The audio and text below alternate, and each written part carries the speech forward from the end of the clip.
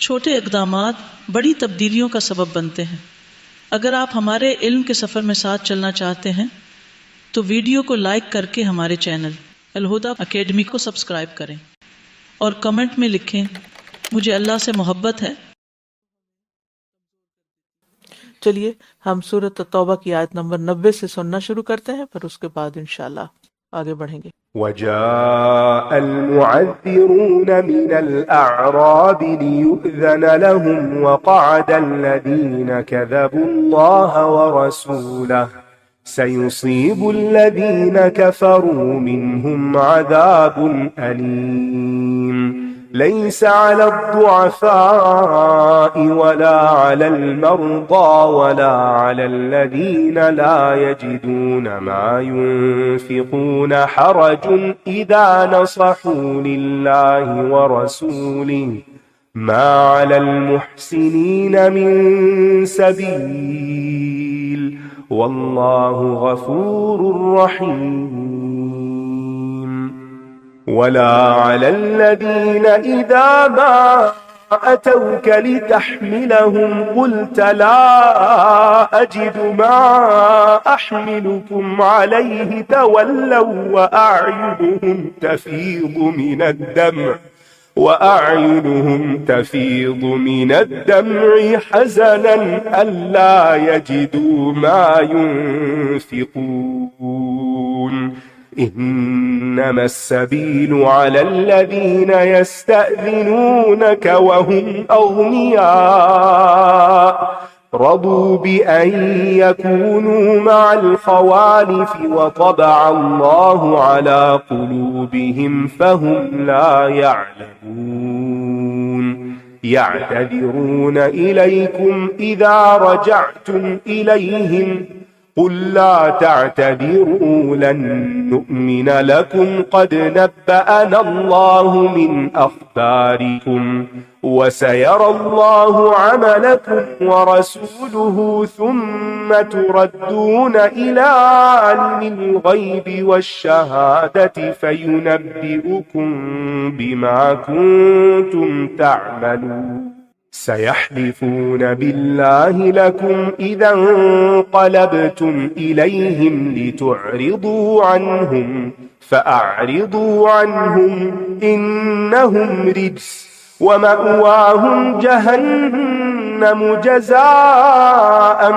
بما كانوا يكسبون يحلفون لكم لترضوا عنهم فإن ترضوا عنهم فإن الله لا يرضى عن القوم الفاسقين الأعراب أشد كفرا ونفاقا وأجدر ألا يعلموا حدود ما أنزل الله على رسوله والله عليم حكيم ومن الأعراب من يتخذ ما ينفق مغرما ويتربص بكم الدوائر عليهم دائرة السوء والله سميع عليم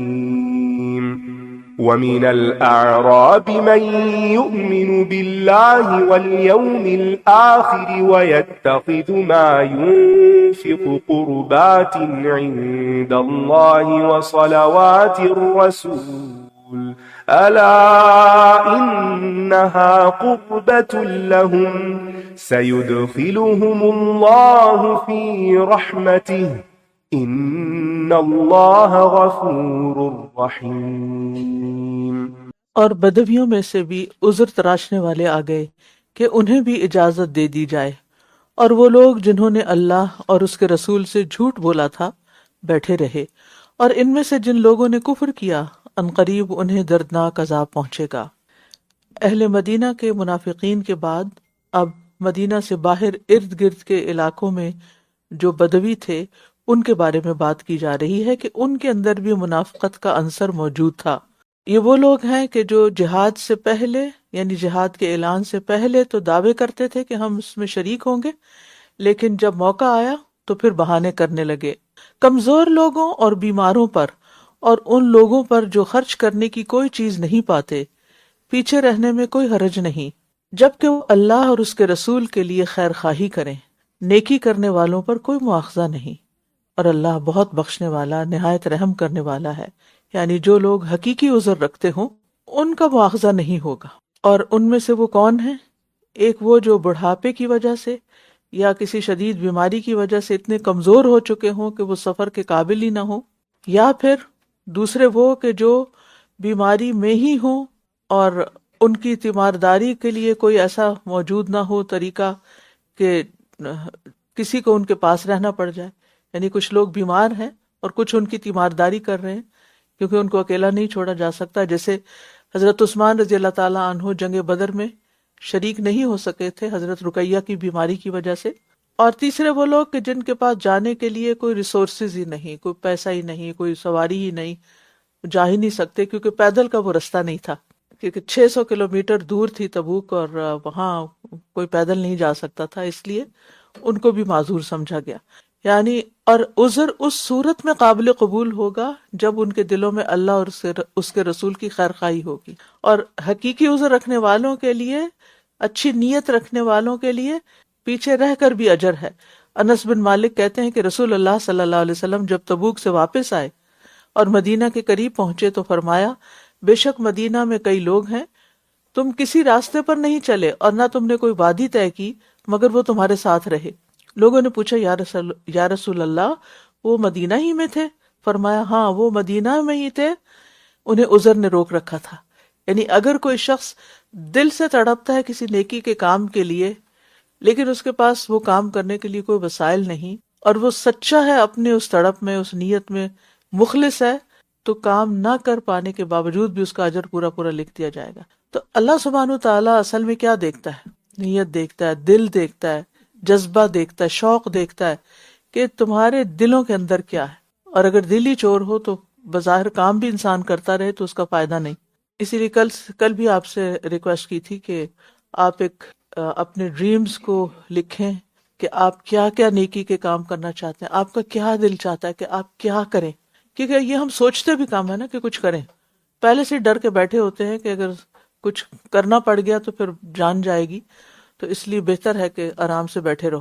تو بات یہ ہے کہ جن چیزوں کے کرنے سے ڈر بھی لگتا ہے نا، مثلاً ایک وقت تھا کہ مجھے شہادت کی موت مانگنے سے ڈر لگتا تھا، میں اپنی بات بتا رہی ہوں، آپ کی بات نہیں کر رہی، میں یہ ذاتی ایکسپیرینس اس لیے بتا رہی ہوں کیونکہ اس کے تھرو مجھے یہ بات سمجھ آئی کہ کسی بھی کام کے جاننے، یعنی جان لیا کہ بڑی اجر کی بات ہے، پھر اس کے بعد اس کو ایکسیپٹ کرنے، انٹرنلائز کرنے اور پھر اس کے اوپر عمل کرنے میں ایک فاصلہ ہوتا ہے، اور یعنی ایک سفر طے کرنا پڑتا ہے، پھر جا کر انسان وہ کرنے کے قابل ہوتا ہے۔ تو ہم جب بڑے بڑے اجر والے اور بڑے بڑے اچھے انجام والے عمل پڑھتے ہیں تو بعض اوقات ہم سوچتے بھی نہیں، خیال نہیں کرتے، غور نہیں کرتے کہ ہم کیوں نہ ہو یہ ہم کریں۔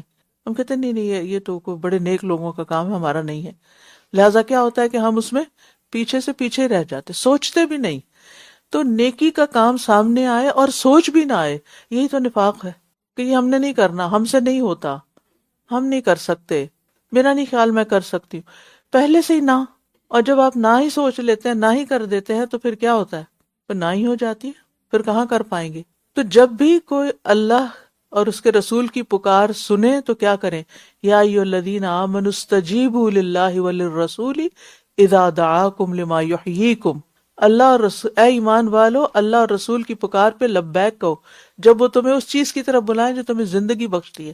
تو اس میں کیا ہے کہ وہ مشکل کام ہوں گے، لیکن اللہ تعالیٰ بہت سے لوگوں کو توفیق بھی دیتا ہے۔ جیسے رمضان کے آنے سے پہلے کیا ہمارے دل میں خوف نہیں تھا کہ مشکل ہوگا روزہ رکھنا، مجھے تو چائے بھی پینی ہوتی ہے اور مجھے تو یہ اور وہ بھی کھانا ہوتا ہے، تو کیا ہوگا؟ لیکن جب آپ نے ارادہ کر لیا، اب کو پتہ چل رہا ہے آپ کتنا انجوائے کر رہے ہیں۔ ہر نیکی کے کام میں ایسا ہی ہوتا ہے، جب آپ اس کا ارادہ کرتے تو آپ ڈرتے ہیں کہ پتہ نہیں ہوگا کہ نہیں، لیکن جب آپ اس میں اندر داخل ہو جاتے تو پھر دروازے کھلتے چلے جاتے ہیں۔ تو اس لیے ڈریم کیا کریں، نیت کیا کریں، سوچا کریں، پھر اس کے بعد دعا مانگنا شروع کر دیا کریں، اور پھر ایک وقت آئے گا کہ وہ وہ دعا آپ کو بڑی عزیز ہو جائے گی، پھر آپ شوق سے مانگنے لگیں گے، اور اس طرح گھر بیٹھے بھی اجر کما لیں گے جو کام آپ سے نہ ہو سکے۔ اور ان لوگوں پر بھی کوئی مواخذہ نہیں جو آپ کے پاس اس لیے آئے کہ آپ انہیں سواری مہیا کریں۔ آپ نے کہا کہ میں کوئی ایسی چیز نہیں پاتا جس پر میں تمہیں سوار کروں، تو وہ اس حال میں پلٹے کہ ان کی آنکھیں رنج و غم کی وجہ سے آنسو بہا رہی تھی۔ یہ تھے نا سچے لوگ، کہ ان کے دل میں شوق تھا نا، جیسے آپ کے دل میں مثلاً عمرے پہ جانے کا شوق ہو، اور جو آپ کو لے جانے والا ہو مثلاً آپ کے ہسبینڈ ہی ہو، آپ ان کی منت سماجت کریں گے پلیز مجھے لے جائیں، لیکن اگر وہ نہ لے جائیں تو پھر آپ کے دل کا حال کیا ہوگا؟ اگر آپ کی طلب سچی تھی نا تو آپ ضرور روئیں گے، آپ ضرور آنسو بہائیں گے، آپ ضرور غمگین ہوں گے کہ میرے لیے پاسبل کیوں نہیں ہو رہا، کیونکہ بہت سی خواتین صرف ہسبینڈ پہ ڈیپینڈنٹ ہوتی ہیں، یا محرم کی وجہ سے یا ریسورسز کی وجہ سے، تو آپ کے گھر بیٹھے بھی آپ کے لیے حج اور عمرے کا ثواب لکھ دیا جائے گا، اور شاید وہاں جا کے آپ اتنا نہ کما سکیں جتنا آپ گھر بیٹھ کے کما لیں گے، کیونکہ آپ کا جذبہ سچا تھا۔ ٹھیک ہے، تو ایسے میں قدرتی طور پر جس بھی چیز کا انسان کے اندر شوق ہوتا ہے وہ نہ ملے تو انسان آنسو بہاتا ہے۔ ہاں؟ تو ان کی آنکھیں رنج و غم کی وجہ سے آنسو بہا رہی تھیں کہ وہ کچھ نہیں پاتے جو وہ خرچ کر سکیں۔ تو ایسا کیوں ہے کہ منافقین کے دل کی وجہ سے، دل کی بات اور سوچ کی وجہ سے ان کے اعمال قابل قبول نہیں، جبکہ مخلص مسلمانوں کی نیت کی وجہ سے عمل کے بغیر بھی ثواب دیا جا رہا ہے۔ اور پھر ایک بات یہ بھی ہے کہ دین انسان پر اس کی طاقت سے زیادہ بوجھ نہیں ڈالتا، کہ اگر آپ کوئی کام نہیں کر سکتے، معذور ہیں، تو وہ یہ نہیں کہے گا کہ نہیں کرنا ہی کرنا ہے، اس کے بغیر تو تم فیل ہو، ایسا نہیں ہوتا۔ بس ضرورت اس بات کی ہے کہ ہم کرنے کی نیتیں کرتے جائیں کہ اللہ مجھ سے بھی کروا لے۔ اور پھر یہ ہے کہ یہ صحابی جو تھے حقیقی عذر رکھنے کے باوجود، حقیقی عذر تھا ان کا جو پیچھے رہنے کی وجہ، جب عبادت اور اطاعت اور ایک نیکی کے کام سے محروم ہوئے تو اس لیے ان کی آنکھوں نے آنسو بہائے۔ بے شک الزام تو ان لوگوں پر ہے جو آپ سے اجازت طلب کرتے ہیں، حالانکہ یہ دولت مند ہیں، یہ اس پر راضی ہو گئے کہ یہ پیچھے رہنے والیوں کے ساتھ ہو جائیں، اور اللہ نے ان کے دلوں پر مہر لگا دی، پس یہ جانتے ہی نہیں۔ یاد رکھیے جھوٹی معذرتیں کرنے سے بچنا چاہیے، کیونکہ اللہ سب کچھ جانتا ہے۔ یعنی جب ہم کوئی کام نہیں کرتے نا اور کوئی ہمیں پوچھ لے کیوں نہیں کیا، تو بعض اوقات ہم جھوٹی موٹی بہانے کر دیتے ہیں، تو اس عادت کو چھوڑ دینا چاہیے، کبھی جھوٹا بہانہ نہ کریں۔ اب گھر سے ہی لیٹ نکلے ہیں اور جو آپ کا انتظار کر رہا ہے وہ آپ کو کال کر کے پوچھتا ہے کہاں ہے، تو کہ بس بہت ٹریفک مل گئی ہے ہمیں، حالانکہ ایسا کچھ نہیں ہوتا، یہ جھوٹ ہے۔ آپ کہیں بس معذرت خواہ ہوں، نکلنے میں تاخیر ہو گئی، دوسرا کیا کرے گا؟ آپ کو پٹائی کرے گا؟ کچھ بھی نہیں، زیادہ سے زیادہ برا مانیں گا نا۔ تو اب وہ لیٹ ہونے کی وجہ سے بھی تو برا مان رہا ہے نا کہ بھی تم نے اپنا وعدہ نہیں نبھایا، بعض کام تو ٹائم پر ہی کرنے ہوتے ہیں۔ تو یعنی یہاں سے اصول کیا نکلا کہ جھوٹا بہانہ نہیں کرنا، زندگی میں جھوٹ موٹ نہیں کرنا، سچ بتا دینا یہ مسئلہ ہو گیا تھا، اب کیا کروں، ہو گیا نا بس۔ اور دوسری طرف اگر آپ کے پاس صحت ہے، مال و دولت ہے، فراغت ہے، علم ہے، سکلز ہیں، صلاحیتیں ہیں، تو کھلے دل سے دین کی خدمت میں لگائیں تاکہ یہ دین دور دور تک پہنچے۔ جب تم ان کی طرف لوٹ کر جاؤ گے تو وہ یہ تمہارے سامنے عذر پیش کریں گے، آپ کہہ دیجئے تم عذر پیش نہ کرو، ہم ہرگز تمہارا اعتبار نہ کریں گے، در حقیقت اللہ نے ہمیں تمہارے حالات بتا دیے ہیں، اور آئندہ بھی اللہ اور اس کا رسول تمہارا عمل دیکھے گا، پھر تم غیب اور حاضر کے جاننے والے کی طرف لوٹائے جاؤ گے، پھر وہ تمہیں بتائے گا جو کچھ تم کیا کرتے تھے۔ تو یہاں بھی آپ دیکھ رہے ہیں کہ منافقین کو اخلاص کی طرف پلٹنے کی دعوت دی جا رہی ہے، اور یہ بھی اللہ تعالیٰ کا خاص کرم ہے کہ ایک طرف اللہ تعالیٰ ان کی غلطیوں کی نشاندہی کر رہے ہیں کہ یہ باتیں ٹھیک نہیں، اور دوسری طرف ان کو توبہ کی تلقین کر رہے ہیں کہ پلٹ آؤ تو معاف کر دیں گے۔ اور پھر ایک اور اہم بات یہ ہے کہ زبانی دعووں کا کوئی اعتبار نہیں، یعنی جب تم لوٹ کے جاؤ گے تو عذر بہانے کریں گے لیکن وہ قبول نہیں کیے جائیں گے، کیونکہ وہ زبانی کلامی باتیں ہیں، بلکہ اس کے برعکس کیا دیکھا جائے گا؟ تمہارا عمل دیکھا جائے گا۔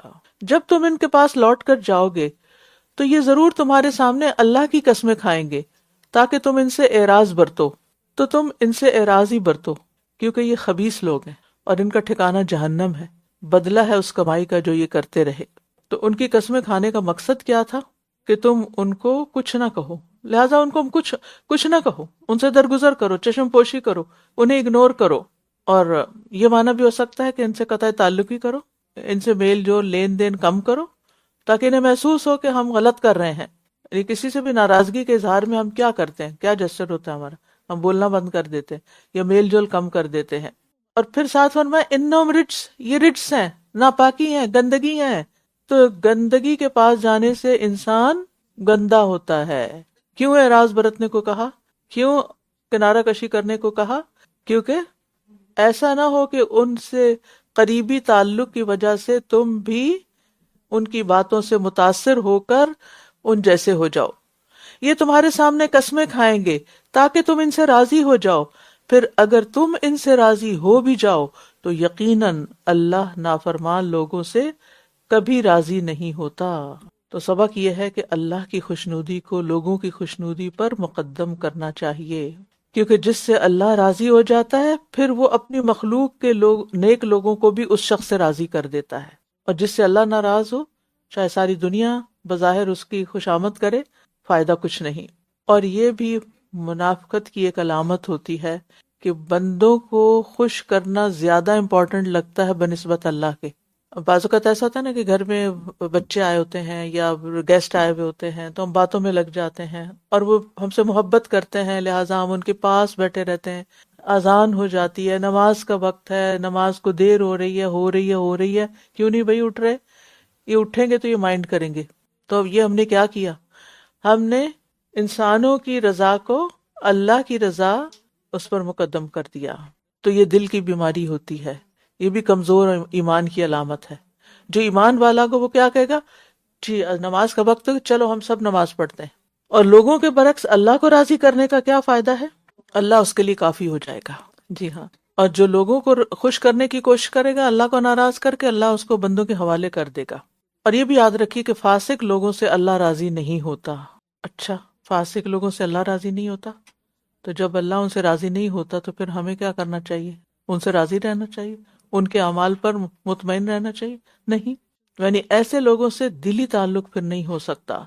بدوی لوگ کفر اور نفاق میں زیادہ سخت ہیں اور اسی لائق ہیں کہ وہ ان حدود کو نہ جانے جو اللہ نے اپنے رسول پر نازل کی، اور اللہ بہت علم والا، خوب حکمت والا ہے۔ الاعراب سے مراد وہ لوگ ہیں جو مدینہ منورہ سے دور دیہاتی اور صحرائی علاقوں میں رہتے تھے، اور ان کے ایمان لانے کی وجہ کیا تھی؟ کچھ دنیاوی فائدے۔ اور ایسے لوگوں کا نفاق جو تھا اہل مدینہ کے نفاق سے زیادہ سخت تھا۔ کیوں؟ اس لیے کہ وہ علم سے دور تھے، نیک صحبت سے دور تھے، اور شہروں کے اندر جو آپس کا میل جول ہوتا ہے اور ایک دوسرے کے کو برداشت کرنا آتا ہے ملاقاتوں میں، تو ان کے اندر نہیں ہوتا، کیونکہ وہ دور دور الگ الگ رہ رہے ہوتے ہیں، اپنی زندگی جی رہے ہوتے ہیں، وہاں انڈیویجولزم زیادہ ہوتا ہے، تو اس لیے ان کا دل بھی سخت ہو جاتا ہے۔ تو جہاں بھی لوگ لوگوں سے میل جول نہیں رکھتے اور کسی کے ساتھ ان کا کوئی تعلق نہیں ہوتا، وہاں پر عموماً کیا ہوتا ہے؟ دلوں کی سختی ہوتی ہے۔ اور دوسرا یہ کہ علم سے دوری دل کی سختی کا سبب بنتی ہے، وہ قرآن و سنت کو نہیں جانتے۔ تو جہالت دور کرنے کے لیے علم والوں کے پاس بیٹھنا ضروری ہے۔ اور ان بدویوں میں سے کچھ ایسے بھی ہیں جو اللہ کی راہ میں خرچ کرنے کو تاوان سمجھ لیتے ہیں کہ یہ چٹی پڑ گئی ہم پر، اور تمہارے خلاف گردش زمانہ کا انتظار کرتے ہیں۔ انہی پر ہے بری گردش، اور اللہ خوب سننے والا، خوب جاننے والا ہے۔ صدقے کو خوش دلی سے نہ دینا بھی نفاق کی علامت ہے، چاہے زکوٰۃ ہو یا پھر صدقات ہوں، خیرات ہو۔ صرف مجبوراً دے، بندہ چٹی سمجھ کے دے، اب یہ مانگ رہے ہیں تو دینا پڑے گا، سب دے رہے ہیں تو مجھے بھی دینا چاہیے، لیکن دل کی خوشی اس میں نہ ہو، تو ایسے صدقات بھی قبول نہیں ہوتے۔ اور یہ بھی یعنی انسان اپنا نفاق، ویسے تو ہم کہیں گے نعوذ باللہ ہم میں سے تو کوئی منافق نہیں، ہم تو لا الہ الا اللہ پڑھتے ہیں اور ایمان رکھتے ہیں اور سب، لیکن نفاق جو ہے نا وہ عمل سے پہچانا جاتا ہے۔ عمل میں دیکھیں کہ ہم اہل ایمان والے کام کر رہے ہیں یا پھر دوسرے لوگوں جیسے۔ تو خوش دلی سے صدقہ نہ دینا بھی نفاق کی علامت ہے۔ اور اس میں آپ دیکھیے کہ بہت سے لوگ ایسے ہوتے ہیں جو ایک رات کا ایک ریسٹورنٹ کا بل بعض اوقات ہزاروں میں دے رہے ہوتے ہیں، ٹھیک ہے، ایک دفعہ مال کی شاپنگ ہزاروں میں ہو رہی ہوتی ہے۔ صدقہ کرنے کا وقت آئے، اول تو مسجد جانے کی فرصت نہیں ہے، क्योंकि एक रात रेस्टोरेंट में गुजर रही है, दूसरी किसी मॉल में गुजरी, और तीसरी किसी और तफरीगाह में गुजर रही, तो मस्जिद जाने का तो वक्त नहीं है ना, प्रायोरिटी जो नहीं।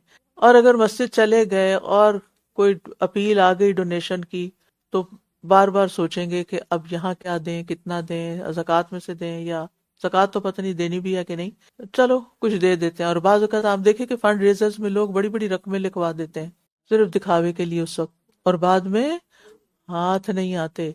धोखा, झूठ, खयानत, अल्लाह से सौदा नहीं किया ना, इसलिए ये हरकतें हो रही हैं। जो अल्लाह से सौदा करते हैं वो ये काम नहीं करते। तो हम सबको सोचना चाहिए कि हमारे मालों में से अल्लाह के लिए क्या निकलता है और उसके मुकाबले में कितना हमारी ख्वाहिशात और ज़रूरियात पर खर्च होता है। चले ज़रूरियात तो ज़रूरियात ही हैं। आपकी अगर सैलरी है तो उसका हिसाब किसी वक्त बैठ के कीजिए, शीट लीजिए, उस पर लिखिए इतनी मेरी आमदनी है, इसमें से इतना फूड पे जाता है, ग्रोसरीज पे जाता है, इतना फ्यूल पे जाता है, इतना फलां चीज पे, सारे अखराजात लिख लीजिए, जरूरियात जो है, बेसिक नीड्स जो है, ठीक है, जेन्युइन है, टिक। फिर उसके बाद ख्वाहिशात, उसकी भी लिस्ट बनाइए, क्या क्या चीजें जरूरत नहीं है, बस ऐसी मैं एंजॉयमेंट के लिए करती रहती। और उसके बाद सदकात, तीनों को पैरेलल रख के देखें किधर का पलड़ा झुक रहा है, दुनिया का या आखिरत का, और जिधर का झुकेगा ना उधर ही मिलेगा ज्यादा। और बदवियों में से ऐसे भी हैं जो अल्लाह पर और यौम आखिरत पर ईमान लाते हैं, और जो कुछ वो खर्च करते हैं उसे अल्लाह के नजदीक कुर्बतों और रसूल की दुआओं का जरिया बनाते हैं। यानी सारे बद्दू ऐसे नहीं हैं, बल्कि उनमें से कुछ तो बहुत दिल से खर्च करते हैं, और उसकी वजह से वो अल्लाह का कुर्ब भी पाते हैं और रसूल अल्लाह सल्लल्लाहु अलैहि वसल्लम की दुआएं भी लेते हैं। क्योंकि आपको हुक्म था ना कि जो सदकात लाए उनके लिए दुआ करें। याद रखो वो इनके लिए यकीनन कुर्बत का जरिया है, अल्लाह इन्हें जरूर अपनी रहमत में दाखिल करेगा। अल्लाह की रहमत पाने के लिए जहाँ कुरान सुनते हैं वहाँ सदकात, बेशक अल्लाह बहुत बख्शने वाला, निहायत रहम करने वाला है। आयत 100 से शुरू करते हैं। والسابقون الأولون من المهاجرين والأنصار والذين اتبعوهم بإحسان رضي الله عنهم ورضوا عنه وأعد لهم جنات تجري تحتها الأنهار خالدين فيها أبدا ذلك الفوز العظيم. وممن حولكم من الأعراب منافقون ومن أهل المدينة مردوا على النفاق لا تعلمهم نحن نعلمهم سنعذبهم مرتين ثم يردون إلى عذاب عظيم. وآخرون اعترفوا بذنوبهم خلطوا عملا صالحا وآخر سيئا عسى الله أن يتوب عليهم إن الله غفور رحيم. خذ من أموالهم صدقة تطهرهم وتزكيهم بها وصل عليهم إن صلاتك سكن لهم والله سميع عليم.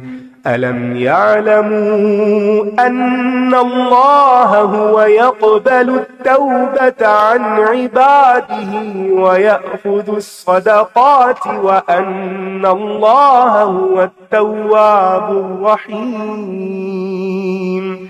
وقل اعملوا فسيرى الله عملكم ورسوله والمؤمنون وستردون إلى عالم الغيب والشهادة فينبئكم بما كنتم تعملون. وآخرون مرجون لأمر الله إما يعذبهم وإما يتوب عليهم والله عليم حكيم. والذين اتخذوا مسجدا ضرارا وكفرا وتفريقا بين المؤمنين وإرصادا لمن حارب الله ورسوله من قبل وليحلفن إن أردنا إلا الحسنى والله يشهد إنهم لكاذبون لا تقم فيه أبدا لمسجد أسس على التقوى من أول يوم أحق أن تقوم فيه رجال يحبون أن يتطهروا والله يحب المطهرين أفمن أسس بنيانه على تقوى من الله ورضوان خير أم من أسس بنيانه على شفا جرف هار فانهار به في نار جهنم والله لا يهدي القوم الظالمين لا يزال بنيانهم الذي بنوا ريبة في قلوبهم إلا أن تقطع قلوبهم والله عليم حكيم. اور مہاجرین و انصار میں سے سب سے پہلے ایمان میں سبقت کرنے والے لوگ اور وہ جنہوں نے احسان کے ساتھ ان کی پیروی کی، اللہ ان سب سے راضی ہو گیا اور وہ اس سے راضی ہو گئے، اور اس نے ان کے لیے وہ باغات تیار کر رکھے ہیں جن کے نیچے نہریں بہتی ہیں، جن میں وہ ہمیشہ ہمیشہ رہنے والے ہیں، یہی بہت عظیم الشان کامیابی ہے. یہاں پر مہاجرین اور انصار میں جو سابقون الاولون ہیں ان کی بات ہو رہی ہے، اور پھر ان کے بعد جتنے لوگ قیامت تک ان کی پیروی کریں گے، ان کی جیسا ایمان اور ان کے جیسی عبادات اور ان کے جیسے اخلاق اور معاملات اور قربانیاں اس میں ان سے ریزمبل کریں گے، وہ سب انہی کے ساتھ ہوں گے. اللہ ان سے راضی ہوا اولون سے، تو ان آخرون سے بھی اللہ تعالی راضی ہو جائے گا. تو صحابہ کرام میں سب سے افضل ابو بکر رضی اللہ عنہ ہیں، جو اسلام میں بھی اول ہیں، ہجرت میں بھی آپ کے ساتھی ہیں. پھر بالترتیب دوسرے خلفاء رضی اللہ عنہم ہیں، اس کے بعد باقی عشرہ مبشرہ، پھر بدر میں شریک ہونے والے اور بیعت عقبہ میں شریک ہونے والے، پھر اس کے بعد جو بیعت رضوان میں شریک ہوئے، پھر وہ جو فتح مکہ سے پہلے مسلمان ہوئے. تو یہ اس ترتیب سے ان کی افضلیت ہے. اور پھر اس کے بعد قیامت تک آنے والے سبھی مسلمان جو ان کی پیروی کریں. تو صحابہ سے راضی، تو جب اللہ صحابہ سے راضی ہو گیا تو پھر ہمیں بھی کیا کرنا چاہیے؟ ان سے راضی رہنا چاہیے. جو انسان صحابہ سے راضی ہوگا وہ اللہ کی رضا کی پیروی کرے گا، اور جو ان سے ناراض ہوگا صحابہ سے اور ان پر تان کرے گا پھر وہ اللہ کی ناراضگی مول لے گا. حدیث میں آتا ہے من عاد لی ولیا فقد آذنتہ بالحرب، جس نے میرے کسی دوست سے دشمنی کی تو میں اس کے خلاف اعلان جنگ کرتا ہوں. اب یہاں پر جو پیروی کی بات ہے نا، اس میں احسان کی شرط لگا دی گئی. ٹھیک ہے، یعنی سبقت کرنے والوں کی پیروی کرنے والوں کے لیے احسان کی شرط ہے، اور جس سے اللہ راضی ہو جائے نا پھر وہ کبھی ناراض نہیں ہوگا. تو ہمیں بھی نیک اعمال میں سبقت کی ضرورت ہے، آگے بڑھنے کی ضرورت ہے، خیر اور بھلائی کے کاموں کے لیے قربانی کرنے کی ضرورت ہے. احب الصالحین ولست منہم لعل اللہ یرزقنی صلاحا، میں صالحین سے محبت کرتا ہوں حالانکہ میں ان میں سے ہوں نہیں، شاید کہ اللہ تعالیٰ مجھے بھی نیکی کی توفیق عطا کر دے اور ان کے ساتھ ملا دے قیامت کے دن. اور یہاں ایک اور بات یہاں سے یہ بھی پتہ چلتی ہے کہ جس ماحول میں علم کی کمی ہو وہاں علم کو پھیلانے کے لیے سب سے زیادہ کوششیں کرنی چاہیے، کیونکہ سارے اعمال اس کے بعد ہی آتے ہیں. ساری نیکیاں علم ہی کی مرہون منت ہے. آپ نیکی کر نہیں سکتے جب تک آپ کے پاس علم نہ ہو، اور صحیح طور پر نہیں کر سکتے. اور پھر آپ پہل کر لیں، آپ سابقون میں سے ہو جائیں کہ جس ایریے میں، جس علاقے میں، جس جگہ، جس گھرانے میں دین کا دور دور تک نام و نشان نہیں، آپ وہاں جا کے تبلیغ کریں، وہاں جا کے آپ کوئی بھی سلسلہ شروع کریں، آن لائن شروع کر لیں. یعنی چاہے آپ خود ذاتی طور پر وہ کام کریں، چاہے آپ ان کو کسی سینٹر سے جوڑیں، چاہے آپ ان کو کچھ فارورڈ کریں، لیکن اس کی بھرمار نہ کریں، تھوڑا تھوڑا. کسی بچے کو کتنا دیتے ہیں کھانے کو؟ پلیٹ بھر کے. تو ہم جب نیکی کا ہمیں جوش چڑھتا ہے نا، تو ہم پھر دوسرے کے سر پہ سوار ہو جاتے ہیں. تو سٹیپ بائی سٹیپ، تھوڑا تھوڑا، اور اس سے مایوس نہ ہو. وہ ایک دفعہ نہیں دیکھیں گے، دوسری دفعہ نہیں. اب یہ جو اشتہار دینے والے ہیں ٹی وی وغیرہ پر، ان کو کوئی یہ خیال ہوتا ہے کہ لوگ تنگ آ جائیں گے ہمارے اشتہار سے، تو نہیں دینا چاہیے. سی این این پہ ہر وقت ایک ہی خبر سارا دن چلتی رہتی ہے، تو وہ کیوں نہیں سوچتے کہ بار بار بتانے سے لوگ بور ہو جائیں گے؟ نہیں، ان کو اپنی بات پر اتنا کانفیڈینس ہے کہ وہ بار بار کرنے سے ان کو کچھ نہیں ہوتا. تو ہمیں بھی دین کی بات اچھے سے اچھے انداز میں بار بار کرتے رہنے میں کبھی شرم جھجک نہیں آنی چاہیے کہ آج نہیں سنا تو کل نہیں تو پرسوں، کوئی دن تو آئے گا. دروازہ ناک کرتے رہیں، کھل ہی جائے گا.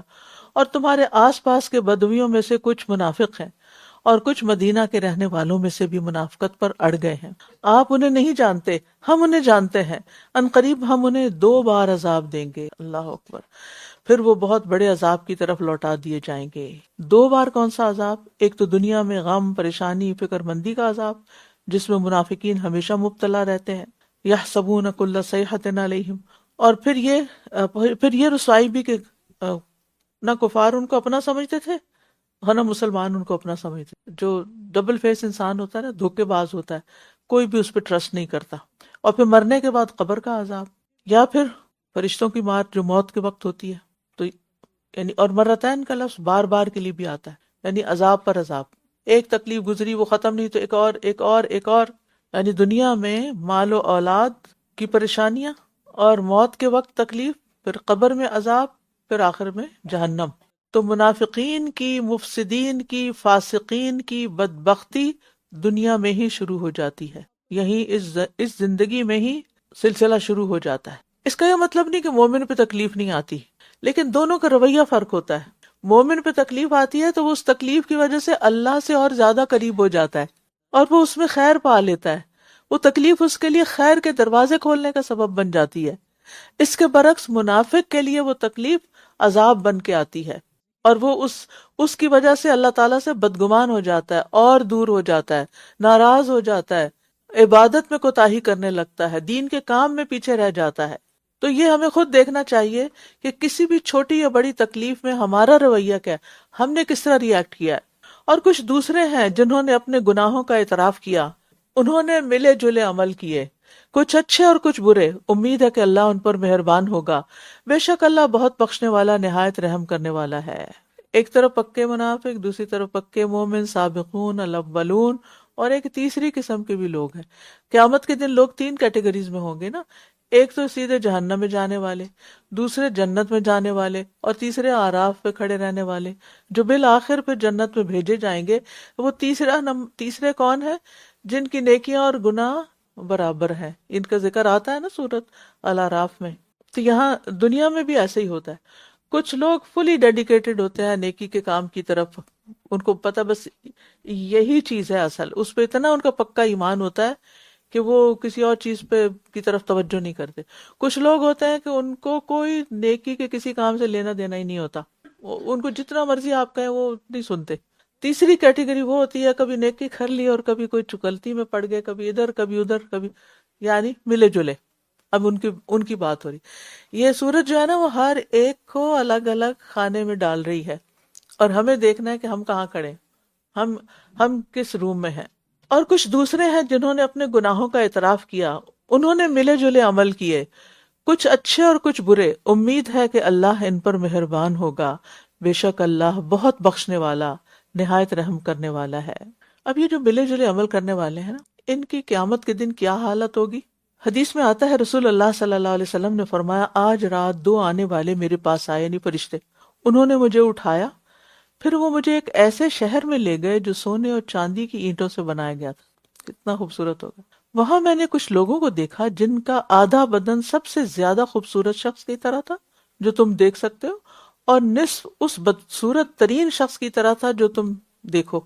یعنی دونوں طرح کے انسان ہوتے ہیں نا دنیا میں، ایک بہت خوبصورت اور بہت بدصورت بھی.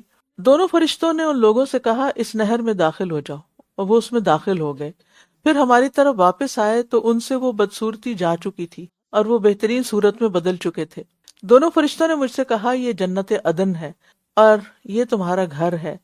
دونوں نے کہا کہ وہ لوگ جن کا نصف حصہ خوبصورت اور نصف یعنی آدھا بدصورت تھا، تو یہ وہ لوگ ہیں جنہوں نے نیک عمل کیے اور اس کے ساتھ ساتھ برے عمل بھی ملا دیے، تو اللہ تعالیٰ نے ان سے بالآخر درگزر فرمایا۔ اب دیکھیے دنیا میں اگر ہم جتنے بھی خوبصورت ہوں، اگر ہماری چہرے پہ یا کہیں کوئی چیز بھی ایسی آ جائے تو کتنی یعنی انسان کانفیڈنس ہی لوز کر دیتا ہے، اور سارا کچھ اچھا تو وہ پریشانی دل میں لگی رہتی ہے، یہ ٹھیک نہیں، یہ ٹھیک نہیں، یہ ٹھیک۔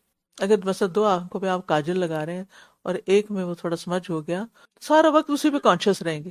وہ چھوٹی سی چیز ہے جو آپ کو پتا ہے، سامنے والے نے شاید نوٹ بھی نہ کیا ہو، تو وہاں کیا ہوگا قیامت؟ اللہ اس رسوائی سے بچا۔ ابھی تو ہم بڑے اچھے نیک نظر آتے ہیں نا لوگوں کو، اصل تو اللہ کو پتا ہے کہ ہم کیا ہیں اور کہاں کہاں ہماری غلطیاں ہو سکتی ہیں جن کا ہم سوچتے بھی نہیں۔ اللہ ہمیں اسی دنیا میں دکھا دے اور ہم اس کی اصلاح کر لیں اور توبہ کر لیں اور صاف ستھرے ہو کے جائیں، ساتھ نہ یہ پنڈاری لے جائیں، کیونکہ اس کے ساتھ بڑی رسوائی ہے۔ اور یہ آیت بھی صرف ان صحابہ کے لیے نہیں تھی یا ان لوگوں کے لیے نہیں تھی، بلکہ تمام گناہگار مخلص مسلمانوں کے لیے ہے کہ جن کے عمل اچھے برے دونوں ملے جلے ہوتے ہیں۔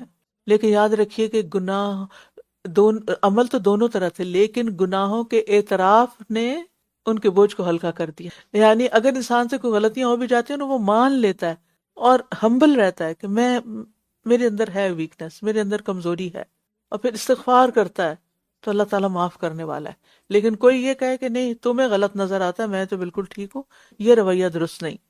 اکڑ نہیں اللہ کو پسند، تکبر اللہ کو نہیں پسند۔ آپ ان کے مالوں میں سے صدقہ لے کر اس کے ذریعے انہیں پاک کیجئے۔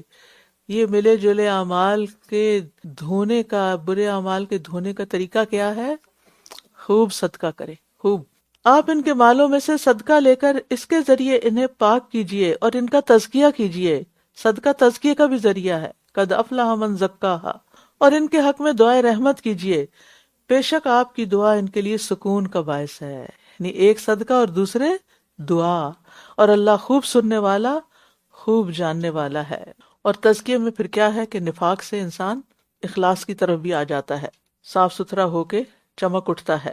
اور صدقہ صرف گناہوں کی صفائی کا ذریعہ نہیں، بلکہ نفس کی برائیوں کو بھی پاک کرتا ہے، یعنی نفس کی اصلاح کا بھی ذریعہ ہے اور اللہ کے غضب کو بجھانے کا ذریعہ ہے۔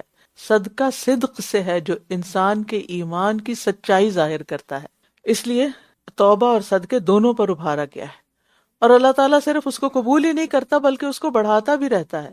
اگر بندہ اپنے رب کو پہچان لینا اور صدقے کا ثواب جان لے تو شاید اپنے پاس کچھ بھی نہ رکھے، سب کچھ اللہ کے راستے میں دے دے۔ حضرت ابو بکر نے کیسے دے دیا تھا؟ پہچان تھی نا اللہ کی۔ ہمیں پہچان نہیں ہے کہ ہم کس کے ساتھ سودا کر رہے ہیں، کس کو دے رہے ہیں۔ بظاہر تو لوگوں کے ساتھ کرتے ہیں معاملہ، لیکن اصل میں تو اللہ کے ساتھ کر رہے ہوتے ہیں، اور خاص طور پر دین کے سلسلے میں، دین کی خدمت کے لیے، دین کو پروموٹ کرنے کے لیے۔ اور کہہ دیجئے کہ تم عمل کیے جاؤ، بس عنقریب اللہ تمہارا عمل دیکھے گا اور اس کا رسول اور اہل ایمان بھی، یعنی کچھ کر کے دکھاؤ، صرف باتیں نہیں کافی۔ اور تم غیب اور حاضر کے جاننے والے کی طرف لوٹائے جاؤ گے، پھر وہ تمہیں بتائے گا جو کچھ تم کرتے رہے ہو۔ یعنی اگر تم اپنے پچھلے غلط عمل، برے عمل پر شرمندہ ہو تو اس کا اتارا کیسے ہو سکتا ہے کہ آئندہ اچھا کر کے دکھاؤ۔ اور اگر کوئی اچھا کر رہا ہو نا، جیسے آپ کے بچے نے کوئی اچھا کام کیا، کوئی صدقہ کیا، کوئی نیکی کا کام کیا، کوئی نماز اچھی سے پڑھی، کوئی بھی اچھا کام کیا، تو آپ اس کو کہا کریں کہ ماشاءاللہ بہت اچھا کیا ہے نا، اور اللہ تعالیٰ دیکھ رہا ہے کہ آپ نے اتنا اچھا کیا۔ اللہ کا نام وہاں ضرور لیا کریں تاکہ بچے کی سوچ یہ بنے کہ میں نے جو کرنا ہے نا اللہ کے لیے۔ مثلا آپ کا بڑا بچہ ہے، اس کو پہلی سیلری ملی۔ میں کئی ایسی خواتین کو جانتی ہوں جنہوں نے اپنے بچوں کی پہلی سیلری جو تھی وہ فی سبیل اللہ وقف کی، کہ میں نے اس نیت سے اپنے بچوں کو پڑھایا تھا کہ جب یہ کمانے کے قابل ہوگا تو پہلا مال صدقہ کرے گا۔ پتہ نہیں اللہ نے کتنی برکت دی ہوگی ان کو۔ بہرحال اب اگر آپ کا بچہ لا کے اللہ کے راستے میں دینے کے لیے کہتا ہے کہ ماما یہ آپ اللہ کے راستے میں دے دیں، یہ میرا بہت ہارڈ ارن منی ہے، تو آپ ساتھ ہی کہیں جزاک اللہ خیر، بارک اللہ فیک، اللہ اس سے کئی گنا زیادہ دے، اور اللہ سبحانہ تعالیٰ کے ہاں یہ لکھ لیا گیا ہے، اللہ تمہیں اس پر بہت ریوارڈ دے گا، اللہ نے دیکھ لیا جو تم نے کیا، تاکہ اس کی نیت بھی ماں کو خوش کرنے کی نہ رہے۔ کیونکہ بعض اوقات بچے ماں باپ کو خوش کرنے کے لیے بھی ان کے سامنے کسی نیکی کا اظہار کرتے ہیں۔ اور کچھ اور لوگ ہیں جن کا فیصلہ ہمارے والد جو تھے نا رمضان کے آخر میں ہی عیدی دے دیتے تھے، پھر کہتے تھے چلو اب اس میں سے صدقہ کرو، وہ ہمارے ہاتھوں سے کرواتے تھے.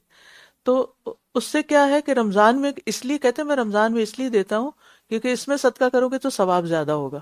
تو بہرحال کچھ لوگ ہوتے ہیں وہ روایتوں کو توڑنے والے ہوتے ہیں، اور کچھ اور لوگ ہیں جن کا فیصلہ اللہ کے حکم تک مؤخر رکھا گیا ہے، خواہ وہ انہیں عذاب دے اور خواہ وہ ان پر مہربان ہو، اور اللہ بہت علم والا خوب حکمت والا ہے. غزوہ تبوک میں پیچھے رہنے والے لوگ 3 طرح کے تھے. کچھ تو منافقین تھے جو 80 سے کچھ زیادہ تھے، جھوٹی معذرتیں کر رہے تھے. دوسرے سیدنا ابو لبابہ اور ان کے 6 ساتھی تھے، انہوں نے اپنے آپ کو مسجد نبی کے سکون سے باندھ لیا، ان کی بات پیچھے گزر چکی. اور تیسرے کعب بن مالک اور ان کے 2 ساتھی ہلال بن امیہ اور مرارہ بن ربی. اور تو بہرحال ان کے معاملے کو اللہ تعالیٰ نے التوا میں چھوڑ دیا، یعنی 50 راتوں تک ان سے کسی نے مدینہ میں بات نہیں کی. یعنی ان کو ایک طرح سے جہاد میں پیچھے رہ جانے پر سزا ملی، اور سزا کیا تھی کہ کوئی ان سے بات نہیں کرے گا.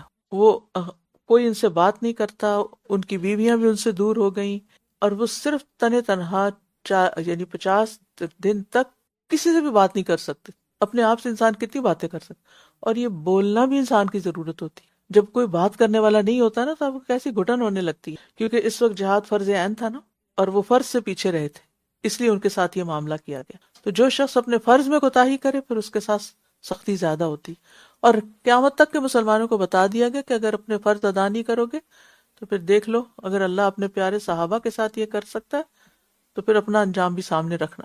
اس لیے ہم سب کو کان کھول کے یہ بات سن لینی چاہیے کہ جو چیز ہمارے فرائض میں آتی ہے، مثلا آپ کہیں جاب کرتے ہیں، کہیں کام کرتے ہیں، کہیں سے تنخواہ لیتے ہیں، تو جو آپ کی جاب ڈسکرپشن ہے اس کے مطابق کام کرنا آپ کی ذمہ داری یا فرض ہے، اس میں آپ کوتاہی نہیں کر سکتے، ٹال مٹول نہیں کر سکتے. اور وہ لوگ جنہوں نے ایک مسجد بنا لی ضرر رسانی، کفر پھیلانے اور مومنوں کے درمیان تفرقہ ڈالنے اور اس شخص کے گھات لگانے کے لیے جس نے اس سے پہلے اللہ اور اس کے رسول سے جنگ کی، اور یہ ضرور قسمیں کھائیں گے کہ ہم نے تو صرف بھلائی کا ہی ارادہ کیا تھا، اور اللہ گواہی دیتا ہے کہ یقیناً یہ جھوٹے ہیں. یہاں منافقین کے ایک اور قبیح فعل کا ذکر کیا گیا ہے کہ انہوں نے اسلام اور مسلمانوں کے خلاف منصوبے بنانے کے لیے، سازشیں کرنے کے لیے اکٹھا ہونے کی ایک جگہ بنا لی مسجد کے نام پر، کیونکہ جو مسجد میں جاتا ہے وہ کیا شمار ہوتا ہے، وہ بڑا نیک انسان ہے. تو انہوں نے مسجد قباء کے علاقے میں ہی ایک اور مسجد بنائی، اور یہ مسجد اللہ کی عبادت کے لیے نہیں بنی تھی بلکہ مومنوں کو نقصان اور تکلیف دینے کے لیے بنی تھی. دوسرے اس کی بنیاد کفر پر تھی کیونکہ وہ مومن ہی نہیں تھے. تیسرا یہ کہ مومنوں کے درمیان تفریق ڈالنے کے لیے کہ کچھ ادھر آئیں گے کچھ ادھر جائیں گے، بٹ جائیں گے، ان کی وحدت پارا پارا کرنے کے لیے. اور پھر اس سے چوتھی بات یہ کہ اس سے پہلے جو لوگ اللہ اور اس کے رسول کی مخالفت کر رہے تھے ان کو پناہ دینے کے لیے. فرمایا آپ اس مسجد میں کبھی کھڑے نہ ہوں. نبی صلی اللہ علیہ وسلم کو وہاں جانے سے منع کر دیا گیا. یقیناً وہ مسجد جس کی بنیاد پہلے دن سے تقوی پر رکھی گئی، یعنی مسجد قباء، اس کی زیادہ حقدار ہے کہ آپ اس میں کھڑے ہوں. اس میں ایسے لوگ ہیں جو پسند کرتے ہیں کہ وہ پاک صاف رہیں، اور اللہ پاک صاف رہنے والوں سے محبت کرتا ہے. وہ مسجد جس کی بنیاد پہلے دن سے تقوی پر رکھی گئی. تقوی کیا ہے؟ کہ انسان اللہ کی اطاعت میں عمل کرے، اللہ سے ثواب کی امید رکھتے ہوئے عمل کرے، اور نافرمانی چھوڑ دے، اور اللہ کے عذاب سے ڈرتے ہوئے گناہ چھوڑ دے. اصل میں تقوی جو ہے نا، ضمیر کے اندر ایک حساسیت کا نام ہے، اور شعور میں ایک شفافیت ہوتی ہے، اور انسان کے اندر مسلسل ایک خشیت رہتی ہے، اور وہ بچ بچ کے چلتا ہے. اور اس آیت میں اللہ تعالیٰ نے ان لوگوں کی تعریف کی ہے جو طہارت سے پاک صاف رہنے سے محبت کرتے ہیں، صفائی کو ترجیح دیتے ہیں. اللہ تعالیٰ ایسے لوگوں سے محبت کرتا ہے. ہم سب کو بھی اس معیار پہ اپنے آپ کو پرکھنا چاہیے، اپنے لباس کے معاملے میں، اپنے جوتوں کے معاملے میں، جرابوں کے معاملے میں، دانتوں کے، ہر چیز کے پوری چیک لسٹ بنا لیں کہ کس کس چیز کی صفائی ہونا ضروری ہے، سر سے پاؤں تک. اور پھر اپنے انوائرنمنٹ میں، اپنے گھر میں. آپ دیکھیے کہ بعض اوقات ہم مسجد بھی جاتے ہیں نا تو اسمیلی کپڑے پہن کے چل پڑتے ہیں، جس کا نتیجہ کیا ہوتا ہے کہ دوسروں کو بھی اذیت دیتے ہیں، فرشتوں کو بھی اذیت دیتے ہیں. تو اس کا خاص خیال رکھنا چاہیے. تو ہر وہ کام جو مسلمانوں میں تفریق پیدا کرے وہ ناپسندیدہ ہے، اور پاکیزہ رہنا جو ہے یہ ایک شرعی فریضہ بھی ہے. تو ایسے، اور پھر یہ کہ اس ایسے ہی بھی پتہ چلتا ہے کہ ہمیں ایسے لوگوں کا مددگار بھی نہیں بننا چاہیے، ان سے کوئی تعاون بھی نہیں کرنا چاہیے جو نسلوں میں، امت میں بگاڑ پیدا کرتے ہیں. क्या भला वो शख्स जिसने अपनी इमारत की बुनियाद अल्लाह के तकवा और उसकी रजामंदी पर रखी बेहतर है, या वो शख्स जिसने अपनी इमारत की बुनियाद गिरने वाली खाई के किनारे पर रखी तो वो उसे जहन्नम की आग में ले गिरी, और अल्लाह जालिम कौम को हिदायत नहीं देता। अल्लाह के खौफ को पुख्ता जमीन और निफाक को खोखले घड़े से तशबीह दी। तो हर काम में अपनी नीयतों को चेक करते रहना चाहिए कि ये अल्लाह की खातिर है, अल्लाह के खौफ से है, या किसी और वजह से। और वो चीज और वो काम जो तकवा की बुनियाद पर नहीं होगा उसका फिर अंजाम भी अच्छा नहीं। इनकी ये इमारत जो इन्होंने बनाई है हमेशा इनके दिलों में शक का बायस बनी रहेगी, इल्ला ये कि इनके दिल पाश पाश हो जाए, यानी फौत हो जाए। और अल्लाह खूब जानने वाला, बहुत हिकमत वाला है। और ये सब जानते हैं कि सच जो है वही इत्मीनान का जरिया होता है और झूठ बेचैनी का बायस होता है। और रिबा ऐसे शक को कहते हैं जिसमें बेचैनी भी होती है। तो मस्जिद ज़िरार बनाने के बाद मुनाफिकीन के दिल बेचैन ही रहे। जितना बड़ा कोई फ्रॉड होता है ना, धोखा होता है, उतनी ही बड़ी बेचैनी भी लगती है फिर। नेक्स्ट।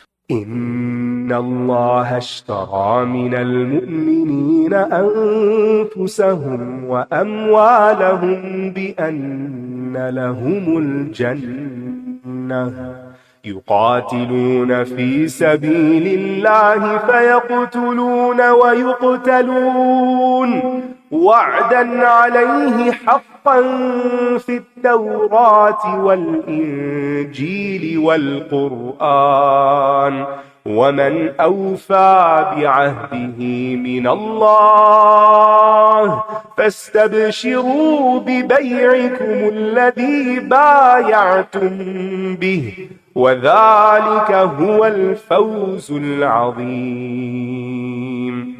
التائبون العابدون الحامدون السائحون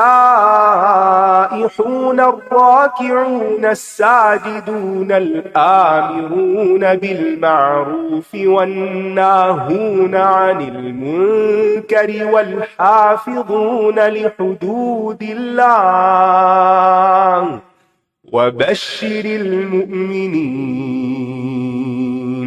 ما كان للنبي والذين آمنوا أن يستغفروا للمشركين ولو كانوا أولي قربى من بعد ما تبين لهم أنهم أصحاب الجحيم.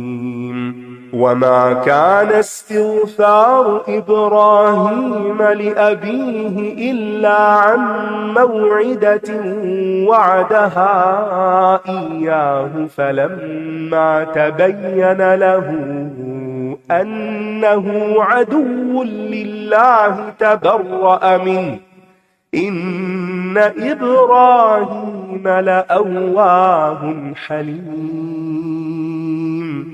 وما كان الله ليضل قوما بعد إذ هداهم حتى يبين لهم ما يتقون إن الله بكل شيء عليم.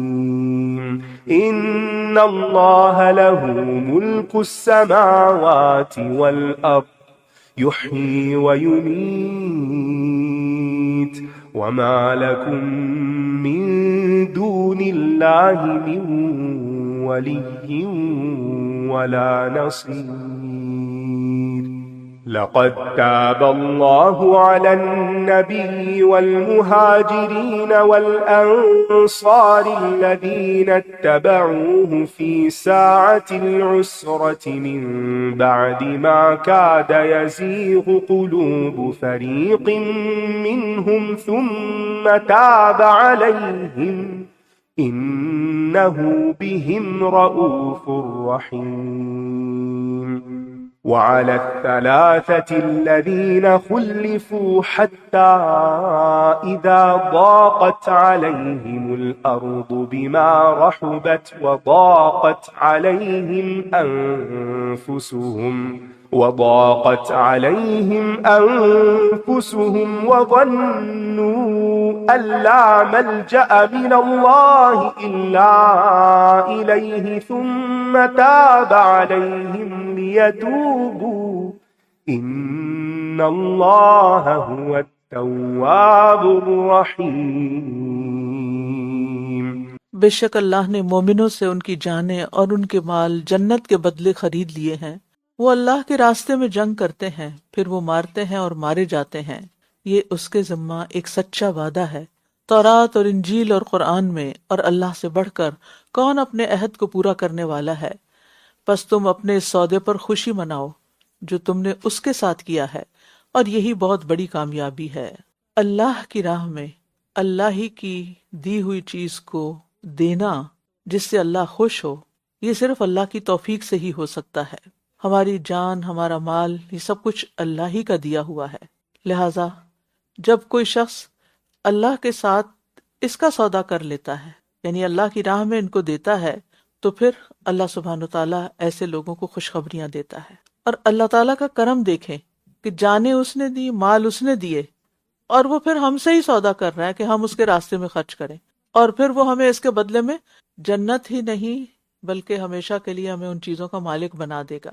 لہٰذا انسان کو اس ڈیل پر، اس سودے پر خوش ہونا چاہیے کہ ہماری جان انتہائی حقیر ہے، ہمارے مال کتنے دے سکتے ہیں، یعنی بہت ہی کم چیز ہے نا جو ہم دے رہے ہیں، اور بدلے میں بہت کچھ ملنے والا ہے، خیر و ابقا، جو بہتر بھی ہے اور ہمیشہ بھی رہنے والا ہے۔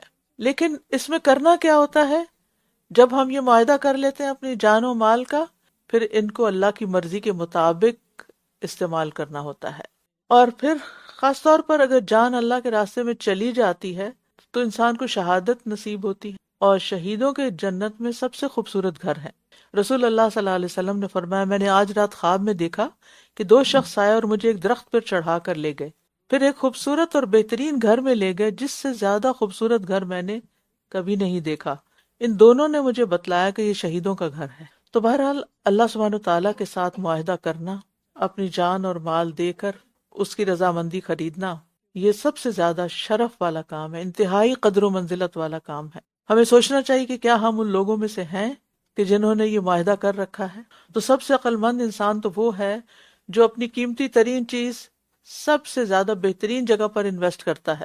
اس معاہدہ کرنے والوں کی صفات کیا ہیں؟ یہ توبہ کرنے والے، عبادت کرنے والے، حمد کرنے والے، روزہ رکھنے والے، رکوع کرنے والے، سجدہ کرنے والے، نیکی کا حکم دینے والے اور برائی سے روکنے والے، اور اللہ کی حدود کی حفاظت کرنے والے ہیں۔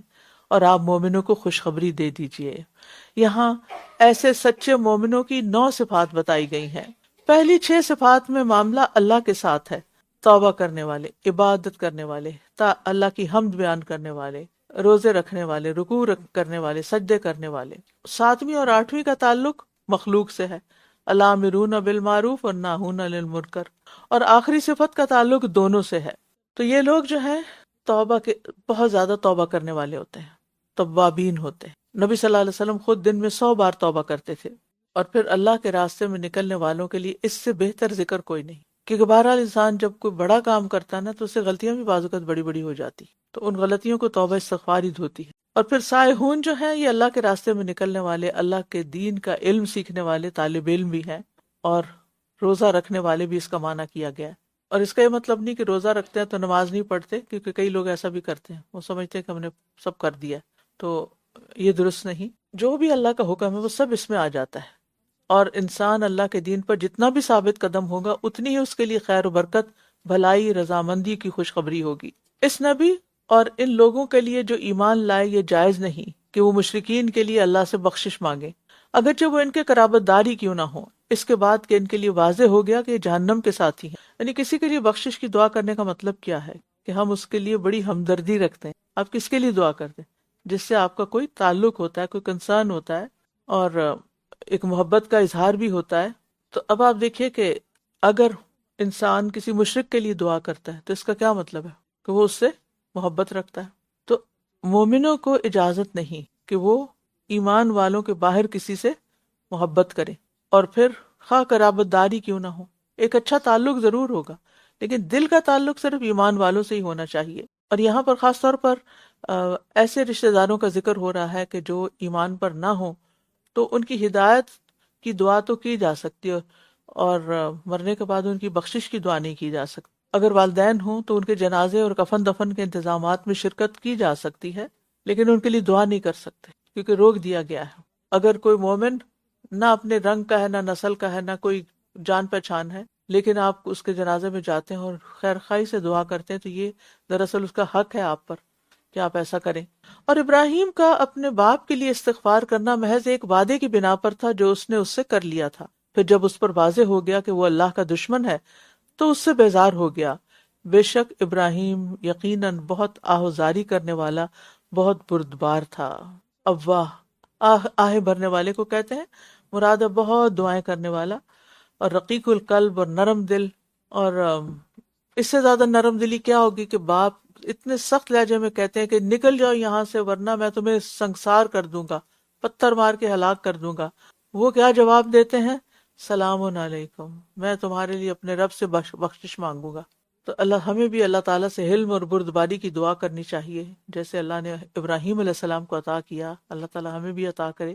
اور اللہ ایسا نہیں کہ کسی قوم کو ہدایت دینے کے بعد بھٹکا دے، یہاں تک کہ وہ ان کے لیے وہ چیزیں واضح نہ کر دے جن سے وہ بچیں۔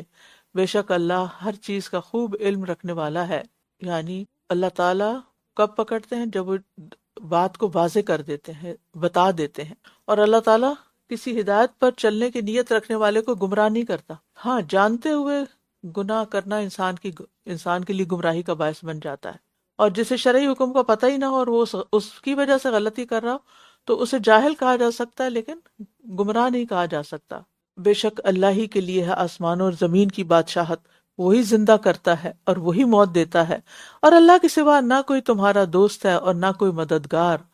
یقیناً اللہ نبی پر مہربان ہوا، اور ان مہاجرین و انصار پر بھی جنہوں نے تنگی کی گھڑی میں آپ کی پیروی کی، باوجود اس کے کہ قریب تھا کہ ان میں سے ایک گروہ کے دل ٹیڑھے ہو جاتے، پھر وہ ان پر مہربان ہوا۔ بے شک وہ ان پر بہت شفقت کرنے والا، نہایت رحم کرنے والا ہے۔ اللہ سبحانہ وتعالیٰ نے اپنے نبی محمد صلی اللہ علیہ وسلم پر اور صحابہ پر کچھ مہربانیاں بھی کی ہیں، ان کو خاص رسپیکٹ دی ہے عام مومنوں کے مقابلے میں۔ اور اس میں یہ کہ تنگی کی گھڑی کی بات ہے، ساعۃ العسرہ، ہر شخص کی زندگی میں ساعۃ العسرہ آتی ہے، لیکن کرنے کا کام کیا ہے کہ انسان اس وقت بھی اللہ کو مضبوط تھامے رکھے اور یہ سوچے کہ تکلیف کے لمحات ہمیشہ نہیں رہتے، اور پھر خود اپنے لیے ثابت قدمی کی دعا بھی کرنی چاہیے۔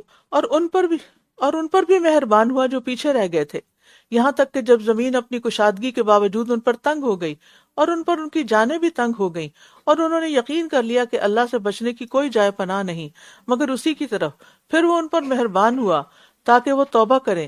بے شک اللہ توبہ کرنے والا، نہایت رحم کرنے والا ہے۔ بے شک اللہ بہت توبہ قبول کرنے والا، معذرت میں اس وقت نیند کے جھونکے میں ہوں۔ بے شک اللہ بہت توبہ قبول کرنے والا، نہایت رحم کرنے والا ہے۔ جزاک اللہ کریکشن۔ جی، یہ 3 صحابہ تھے نا جن کے پیچھے میں نے ذکر کیا ہے، تو یہ تقریباً ہر غزوے میں شریک ہوتے تھے، لیکن غزوہ تبوک میں سستی کی وجہ سے شریک نہیں ہو سکے، تو اس لیے ان پر زمین کشادگی کے باوجود تنگ کر دی گئی، لیکن اللہ تعالیٰ نے بعد میں ان کی توبہ قبول کر لی کیونکہ یہ سچی توبہ کرنے والے تھے۔ مومن پہ زمین تنگ پڑ سکتی ہے، تکلیف بڑی سے بڑی آ سکتی ہے، لیکن اللہ کی رحمت بھی آتی ہے، اور جو سچا انسان ہوتا ہے نا تو سچائی کا اختتام خوشیوں پر ہی ہوتا ہے۔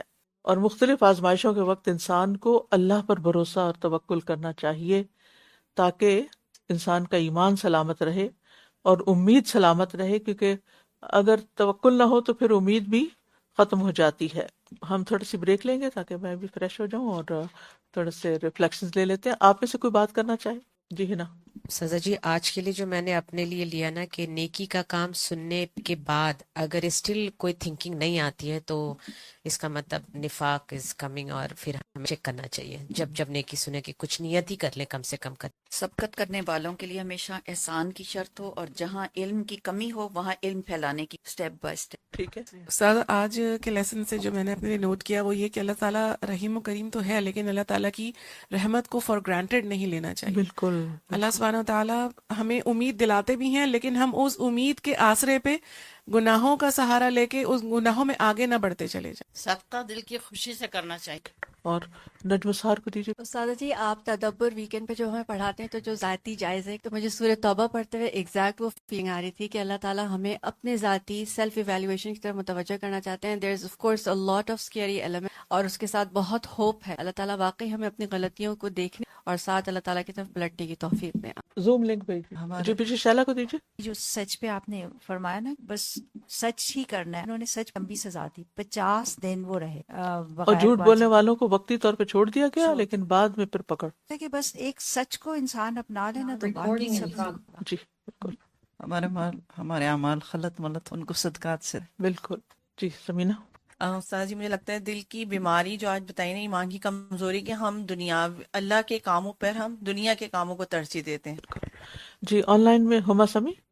جی میں اس آیت کو سوچ رہی تھی جس میں اللہ سبحانہ تعالیٰ نے یہ منافقین کو توبہ کی دعوت بھی دی، اور پھر اس کے بعد جو اگلی آیت تھی اس میں مومن یعنی کہ کہا گیا کہ فَأَعْرِضُ عَنْهُمْ. تو اس سے اللہ تعالیٰ کی رحمت اتنی زیادہ اسٹرائک کی ہے کہ اللہ تعالیٰ نے ان کے لیے بھی توبہ کا دروازہ کھلا رکھا، اور ہمیں بھی اعراض برتنے کا کہا گیا، بالکل تعلق ختم کرنے کا نہیں کہا گیا. تو نصیحت اور خیر خواہی ہر کسی کے لیے، اور یہ بھی اللہ کی رحمتوں میں سے رحمت ہے ہم سب کے لیے. جزاک اللہ خیر. خدیجہ احمد. جی استاد میں نے آج یہ لکھا کہ اللہ کی خوشی کو ہر حال میں لوگوں کی خوشی پر مقدم رکھنا ہے، اور جو لوگوں کو خوش کرے گا تو پھر اللہ تعالیٰ اسے لوگوں کے حوالے کر دے گا. اس بات سے مجھے بہت ڈر لگا کہ اللہ تعالیٰ اسے لوگوں کے حوالے کر دے گا. خوشبو. استاذہ شروع میں اور کل بھی آپ نے بتایا کہ importance of writing our goals, کہ ہمیں کتنا ضروری ہے ہمیں گولز اور اپنے ٹارگٹس لکھنا. تو اس کے لیے میں ایک امپورٹنٹ ایسپیکٹ شیئر کرنا چاہ رہی تھی. ہم نے پڑھا تھا کہ سائیکالوجی میں ایک افیکٹ ہے، اس کو کہتے ہیں زائگرنک افیکٹ. جب ہم لوگ اپنے کاموں کو اپنے ذہن میں رکھتے ہیں، اپنے گولز کو، تو وہ انفنشڈ ہونے کے اس کے زیادہ چانسز ہوتے ہیں، کیونکہ ہمارا برین آج کل جو ہسل کلچر ہے اس میں بیس کرتا ہے کہ ہم اس طرح کی چیزیں بھول جاتے ہیں، اور اس کی وجہ سے ہمارے برین پہ ایک مینٹل لوڈ ڈیولپ ہوتا ہے. تو اگر ہم اس مینٹل پریشر سے بچنا چاہتے ہیں، اور ہم چاہتے ہیں کہ ہمارے جو گولز ہیں وہ واقعی جب جذبہ آئے اور ایک بندہ ہمت کرے کہ ایک دم لکھ لے، تو وہ پھر زیادہ چانسز ہیں اس کے پورے ہونے کے. ادروائز ہم زائگرنک افیکٹ میں اسٹک ہو جاتے ہیں، اور وہ پھر کم چانسز ہوتے ہیں اس کام کا کمپلیٹ ہونے کے. اچھا جزاک اللہ خیر. مدیحہ خالد. جی استاذہ میں نے آج کے لیکچر میں سیکھا کہ ایمان والوں کو آپ اپنا دوست بنائیں. تو اگر آپ ایمان والوں کو، صالح لوگوں کو اپنا دوست بناتے ہیں تو آپ کی روح کو افیکٹ کرتے ہیں، پازیٹیو امپیکٹ آپ کی زندگی میں آتا ہے، اور آپ نیکیاں کرنے کی طرف مائل ہوتے ہیں. تو that is a positive thing. جزاک اللہ. نورین.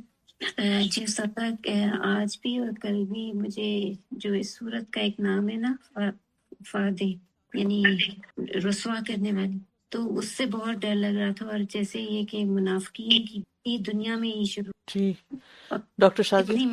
استاذہ یہ جو صدقہ کرنے کے جو ہے نا بے تحاشا بینیفٹس ہے. میرا ایک پرسنل ایکسپیرینس ہے کہ جب بھی ہم کلاس میں ہوتے ہیں یا کوئی لیکچر سن رہے ہوتے ہیں، ایک موٹیویشن ہوتی ہے صدقہ کرنا ہے، لیکن اگلے دن تک شیطان اس فیلنگ کو اتنا سپریس کر دیتا ہے کہ چلو ابھی کچھ دن اور ہم چیزیں استعمال کر لیں. اب میں نے یہ سوچا اور میں یہ کیا ہے کہ جس وقت میں یہ سنتی ہوں نا، اسی وقت اٹھ کے اپنی کبرڈ سے کوئی چیز اپنی پسند کی نکال کے لفافے میں ڈال کے I put it on one side in the lounge.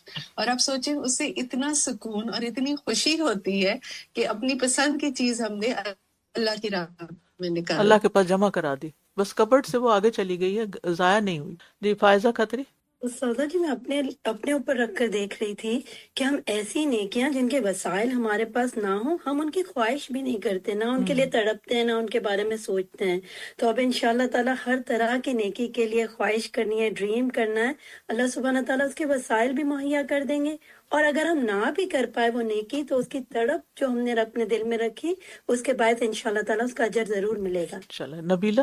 جی استاذہ آج میں نے اپنے لیے لکھا تھا کہ اللہ کے لیے سچے ہو جائیں، جھوٹے عذر بہانے نہیں بنائیں، کیونکہ اس کو رجس کہا گیا ہے، اور یہ بہت ڈرانے والی بات تھی. اور جان اور مال کا جو سودا کرنے والے ان کی خوبیوں کا بھی ہم نے دیکھا کہ سب سے پہلے اللہ تعالیٰ نے توبہ کرنے والے ہیں اس کا ذکر کیا. تو یہ بھی ہے کہ اگر غلطی ہو جائے تو سب سے پہلے توبہ کر لیں. شازیہ نواز. استاذہ ایک چھوٹا سا شیئر کرنا چاہوں گی اصل میں صدقے کے بارے میں. آپ نے جو بتایا نا کہ دنیا پہ خرچ کرنا جی آسان ہے اور اللہ کے راستے میں خرچ کرنا تو سوچتے ہیں. تو ایک ہماری اسٹوڈنٹ تھی، تو ہم نے رمضان راشن کی ڈونیشنز کلیکٹ کر رہے تھے، تو $35 کا پیکج تھا، تو انہوں نے 350 ڈونیٹ کر دیا نا غلطی سے. تو میں نے ان سے کہا، میں نے کہا نہیں تو 35 تھا. کہتی وہ اچھا کوئی بات نہیں، اللہ کے راستے میں گیا. تو میں اتنا مجھے خوشی، میں نے کہا کچھ لوگ جو ہیں وہ کہتے چلو غلطی بھی ہو گئی تو اللہ کے راستے میں، تو یہ دل کی وسعت ہوتی ہے نا استاذہ، کہ ہمارے لیے اللہ کے راستے میں خرچ کرنا کتنا آسان ہو جاتا ہے. اور کچھ لوگ تو $5 بھی زیادہ آ جائیں تو جھگڑا کرتے ہیں کہ وہ واپس لوٹائیں، خاص طور پہ فیس کے معاملے میں. فیس کو تو تاوان ہی سمجھتے ہیں، یعنی ہم جتنا چاہیں بینیفٹ حاصل کر لیں لیکن سب کچھ فری ملے، کیونکہ اس کی کوئی کاسٹ نہیں ہے نا.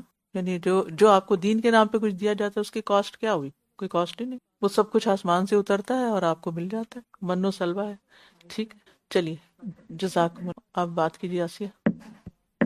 جی ثنا عمران. جی اساتذہ، جو صدقہ اور سودا کی بات آ رہی تھی نا، تو آج کل دنیا میں انویسٹمنٹ، تو اساتذہ ہمیں آخرت کے بعد صدقہ کر. فیس کی بات ہوئی تو کہ کئی لوگ اس طرح کی بات کر دیتے نا کہ اچھا اب اتنی فیس ہے یا فیس بڑھائی ہے تو پھر کیوں ان کو ایکسٹرا ڈونیشنز کی بات کر. تو میں سوچ رہی تھی کہ کتنا ضروری ہے لوگوں کو آگاہ کرنا کہ آپ سمجھے کہ جو ہمارے ویک ڈیز کے کورسز کی فیس ہے اس سے تو ہمارے منتھلی کلیننگ اور یوٹیلیٹی چارجز بھی پورے نہیں ہوتے. دس از فیکٹ، فائنینشیل ایک سمجھے کہ انسائڈر رپورٹ والی بات ہے کہ کیا ہم یہ چاہتے ہیں کہ یہ جگہ جہاں پہ دین پڑھا سیکھا سکھایا جاتا ہے کہ کسی دن اس چیز سے بھی انسان ناری ہو جائے کہ لائٹ نہ جلے یا ہیٹنگ یا اس پہ آپشن ہو. اور ابھی جیسے اتنی سنو ہوئی ہے، نوبڈی کیئرز، ہم اپنی ڈرائیو وے صاف کر کے بڑا وہ سمجھتے ہیں، اور یہاں کے جو کانٹریکٹر ہیں $1000s ان اے منتھ جاتے ہیں، کہاں وہ فیس پوری کریں گے. اور ایک یہ چھوٹا سا امیج سب کے ساتھ شیئر کرنا تھا. الحمدللہ یہاں پہ اتنا کلیئر اور شارپ نہیں آ رہا. الحمدللہ یہ وہ بل بورڈ ہے جو ہماری ایک بہن نے اسپانسر کیا، اور 20,000 لوگوں کا سمجھے کہ ویو پر ویک ہے اس کے پاس سے گزر رہے تھے. It's a very busy intersection in Mississauga, اور یہ اللہ کے کلام کا پیغام یعنی لوگوں تک پہنچانے کے لیے. اور میرا دل چاہتا ہے، جیسے آپ ڈریمز کی بات کرتے ہیں، تو ون آف دوز تھنگز جس میں دل چاہتا ہے نارتھ امریکہ کے ہر شہر میں ہم اس طرح کے بل بورڈز لگوائیں، اور یہاں جب ہم رہتے ہیں تو کم از کم اتنا تو کر سکتے ہیں انشاءاللہ سب کے تعاون سے. اگر اس کو دیکھ کر کسی کے دل میں دعا کرنے کا خیال آ گیا اور ڈرائیو کرتے کرتے دعائیں کرنے لگا تو اس کا تو کام ہو گیا جس نے اسپانسر کیا. خود اس کے لیے کتنی خاموش دعائیں ہوں گی. چلیے آگے چلتے ہیں. جی تلاوت. إن الله اشترى من المؤمنين أنفسهم وأموالهم يا أيها الذين آمنوا قاتلوا الذين يلونكم من الكفار وليجدوا فيكم غلظة واعلموا أن الله مع المتقين. وَإِذَا مَا أُنزِلَتْ سُورَةٌ فَمِنْهُمْ مَنْ يَقُولُ أَيُّكُمْ زَادَتْهُ هَٰذِهِ إِيمَانًا فَأَمَّا الَّذِينَ آمَنُوا فَزَادَتْهُمْ إِيمَانًا وَهُمْ يَسْتَبْشِرُونَ. وَأَمَّا إِنَّ اللَّهَ اشْتَرَى مِنَ الْمُؤْمِنِينَ أَنفُسَهُمْ وَأَمْوَالَهُمْ بِأَنَّ لَهُمُ الْجَنَّةَ يُقَاتِلُونَ فِي سَبِيلِ اللَّهِ فَيَقْتُلُونَ وَيُقْتَلُونَ وَعْدًا. يَا أَيُّهَا الَّذِينَ آمَنُوا قَاتِلُوا الَّذِينَ يَلُونَكُم مِّنَ الْكُفَّارِ وَلْيَجِدُوا فِيكُمْ غِلْظَةً وَاعْلَمُوا أَنَّ اللَّهَ مَعَ الْمُتَّقِينَ. آیت 119 سے ترجمہ دیکھتے ہیں 122 تک. اے لوگو جو ایمان لائے ہو، اللہ سے ڈرو اور سچے لوگوں کے ساتھ ہو جاؤ. سچے لوگوں کے ساتھ ہو جاؤ، ساتھ مل کے رہو، کیونکہ انسان کی صحبت اور کسی کا ساتھ انسان کے بناؤ اور بگاڑ میں بہت اہم کردار ادا کرتا ہے. اگر انسان کا رہنا سہنا اٹھنا بیٹھنا منافق قسم کے لوگوں اور جاہلوں کے ساتھ ہو تو اس کے اثرات انسان پر آتے ہیں. اگر اس کے برعکس اچھے ایمان والے، پکے ایمان والے اور راسخ العمل لوگوں کی صحبت میں انسان ہو تو انسان کو اپنی کمزوریوں پر غالب آنے کا حوصلہ پیدا ہو جاتا ہے. تو رسول اللہ صلی اللہ علیہ وسلم اور صحابہ جو تھے وہ صادقین، لہٰذا ہمیں اگر عام انسانوں میں کوئی ایسا نہیں نظر آتا تو کیا کریں؟ ان کی زندگی سیرت کا مطالعہ کریں، صحابہ کی زندگی کا مطالعہ کریں، اس کے بارے میں لیکچر سنیں، تو آپ کے اندر ایک ایمانی جوش پیدا ہوگا، اور پھر آپ کے اندر بھی وہ سچائی آئے گی. یعنی منافق جو ہوتے ہیں وہ جھوٹے ہوتے ہیں اپنے قول و فعل میں، تو ایمان والے سچے ہوتے ہیں، تو پھر اس سچائی کے ساتھ آپ بھی نیکی کے کاموں میں آگے بڑھیں گے. اہل مدینہ اور ان کے آس پاس رہنے والے بدویوں کے لیے مناسب نہ تھا کہ وہ اللہ کے رسول سے پیچھے رہ جائیں، اور نہ یہ مناسب تھا کہ یہ آپ کی جان سے بے پرواہ ہو کر اپنی جانوں کو عزیز رکھیں. یہ اس لیے کہ انہیں اللہ کے راستے میں کوئی پیاس اور تھکاوٹ اور بھوک نہیں پہنچتی، اور نہ وہ کسی ایسی جگہ قدم رکھتے ہیں جو کفار کو غصہ دلائے، اور نہ دشمن کے مقابلے میں وہ کوئی چیز حاصل کرتے ہیں مگر یہ کہ ان کے لیے اس کے بدلے میں ایک نیک عمل لکھ دیا جاتا ہے. بے شک اللہ نیکی کرنے والوں کا اجر ضائع نہیں کرتا. یہاں پر آپ دیکھیں کہ صحابہ کا عمل بتایا گیا ہے کہ وہ اپنی جان سے بڑھ کر رسول اللہ صلی اللہ علیہ وسلم کے تحفظ کا خیال رکھتے تھے، لیکن کچھ اور ایسے ہیں کہ جو یہ کام نہیں کرتے. یعنی صرف نوافل اور اذکار اور تلاوت ہی اعمال صالحہ نہیں ہوتے، بلکہ کچھ اور کام بھی ایسے ہوتے ہیں جو انسان کو درجات میں کہیں سے کہیں پہنچا دیتے ہیں، اور ان میں سے ایک کام دین کی حفاظت. اور اس راستے میں کوئی بھی جو تکلیف انسان کو پہنچے، کوئی بھی پریشانی اس کو لاحق ہو، وہ سب عمل صالح ہوتی ہے. کوئی تھکاوٹ اور کوئی بھوک، جس کا یہاں بھی ذکر کیا گیا، پیاس، تھکاوٹ، بھوک، یعنی اگر آپ ایک اچھا کام کر رہے ہیں اور آپ کی اپنی ذاتی ضروریات پوری کرنے کا بھی آپ کو پورا وقت نہیں مل رہا، تو وہ سب چیزیں بھی نیکی کاؤنٹ ہوتی ہیں. اور نیک اعمال کا اجر تھکاوٹ کے مطابق ہوتا ہے. حضرت عائشہ کہتی ہیں کہ رسول اللہ صلی اللہ علیہ وسلم نے ان سے ان کے عمرے کی ادائیگی کے دوران فرمایا، تمہارے لیے تمہاری تھکاوٹ اور تمہارے خرچ کرنے کے مطابق ثواب ہے. یعنی جتنا تم کرو گے اتنا ہی تمہیں ملے گا. اور جو بھی چھوٹی اور بڑی چیز وہ خرچ کرتے ہیں اور جو وادی بھی وہ پار کرتے ہیں، ان کے لیے اجر لکھ دیا جاتا ہے، تاکہ اللہ انہیں ان بہترین اعمال کا بدلہ عطا کرے جو وہ کیا کرتے تھے. یعنی کوئی بھی کام چاہے چھوٹا ہو یا بڑا، وہ سب کاؤنٹ ہوتا ہے. اور ایک اور بڑی ہی خوبصورت بات یہاں بتائی گئی ہے کہ نیک کام کے ارادے سے جب انسان گھر سے نکلتا ہے، قدم اٹھاتا ہے، تو ہر قدم پر نیکی لکھی جاتی ہے. یعنی آپ نے مثلا یہاں پڑھنے کے لیے آئے، قرآن سننے کے لیے آئے، اس مجلس میں شریک ہونے کے لیے آئے، یا مسجد میں کوئی نماز پڑھنے کے لیے پڑھانے کے لیے آئے، تو جو ہی وہ گھر سے قدم نکالتا ہے اس کا اجر لکھا جاتا ہے. جو وادی وہ پار کرتا ہے اور جو چیز وہ خرچ، جتنا پیٹرول، گیس جو بھی استعمال ہوتی ہے، ان سب پر اجر لکھا جاتا ہے. وہ سب بھی کاؤنٹ ہوتا ہے، وہ سب بھی نیکی شمار ہوتا ہے، تاکہ اللہ انہیں ان بہترین اعمال کا بدلہ عطا کرے جو وہ کیا کرتے تھے. تو چھوٹی چھوٹی نیکیوں کو معمولی نہ سمجھے، بس نیت اچھی کرنے کی ضرورت ہے. اور مومنوں کے لیے مناسب نہ تھا کہ وہ سب کے سب جہاد کے لیے نکل جائیں. پھر ایسا کیوں نہ ہوا کہ ان کے ہر گروہ میں سے ایک چھوٹی جماعت نکلے تاکہ وہ دین میں سمجھ بوجھ حاصل کریں، اور جب وہ ان کی طرف واپس لوٹ کر جائیں تو اپنی قوم کو خبردار کریں تاکہ وہ گناہوں سے بچیں. اب تک جہاد کی بات ہو رہی تھی، اب سب کو یہ فکر ہوئی کہ اگر کوئی اللہ کے راستے میں نہیں نکلے گا، یعنی جنگ کے لیے نہیں نکلے گا، تو اس کی پکڑ ہو جائے گی. کیونکہ 3 صحابہ کو جو 50 دن تک ان سے بائیکاٹ کیا گیا، اس کے بعد ہر کوئی بہت کانشیس ہو گیا. تو اس پر یہ کہا گیا کہ ضروری نہیں کہ ہر موقع پر ہمیشہ سب نکل جائیں. کیا کرنا چاہیے؟ کچھ لوگوں کو نکلنا چاہیے اور کچھ لوگوں کو دین کا علم حاصل کرنا چاہیے، اور ہر طرف سے لوگوں کو دینی مراکز، علمی مراکز کی طرف اکٹھے ہو کر سیکھنا چاہیے، اور پھر جب سیکھ چکے تو واپس جا کر اپنے اپنے قوم اور اپنے اپنے علاقے میں لوگوں کو سکھانا چاہیے. اس سے دین کے علم کی اہمیت کا بھی اندازہ ہو سکتا ہے. اور اس علم کے لیے نکلنا بھی جہاد فی سبیل اللہ ہی کی ایک قسم ہے، کیونکہ کوئی شخص جہاد کر ہی نہیں سکتا جب تک کہ اس کے پاس علم نہ ہو. تو اوور آل بھی ہمیں کیا کرنا چاہیے؟ اپنی توانائیوں کو اللہ کے دین کو قائم کرنے میں لگانا چاہیے. نیکسٹ.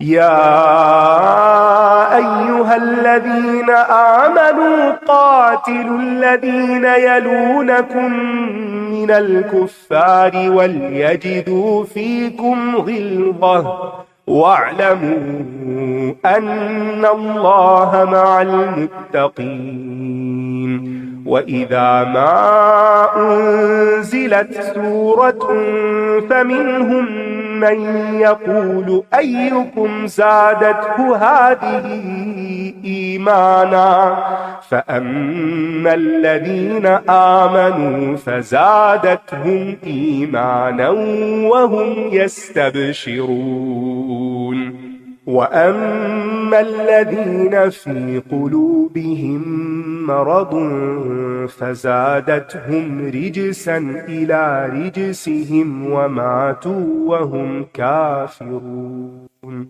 أولا يرون أنهم يفتنون في كل عام مرة أو مرتين ثم لا يتوبون ولا هم يذكرون وإذا ما أنزلت سورة نظر بعضهم إلى بعض هل يراكم من أحد ثم انصرفوا صرف الله قلوبهم بأنهم قوم لا يفقهون لقد جاءكم رسول من أنفسكم عزيز عليه ما عنتم حريص عليكم بالمؤمنين رؤوف رحيم فإن تولوا فقل حسبي الله لا إله إلا هو عليه توكلت وهو رب العرش العظيم. اے لوگو جو ایمان لائے ہو، کفار میں سے جو تمہارے آس پاس ہیں ان سے جنگ کرو، اور لازم ہے کہ وہ تم میں کچھ سختی پائیں، اور جان لو کہ بے شک اللہ متقی لوگوں کے ساتھ ہے. اب وہاں مدینہ کے رہنے والوں کو اور پھر اس کے بعد باقی لوگوں کو یہ بتایا گیا کہ ہر کوئی اپنے قریب کے علاقے کا ذمہ دار ہے. اور جب کوئی صورت نازل کی جاتی ہے تو ان منافقین میں سے بعض لوگ کہتے ہیں کہ اس نے تم میں سے کس کے ایمان کو زیادہ کیا؟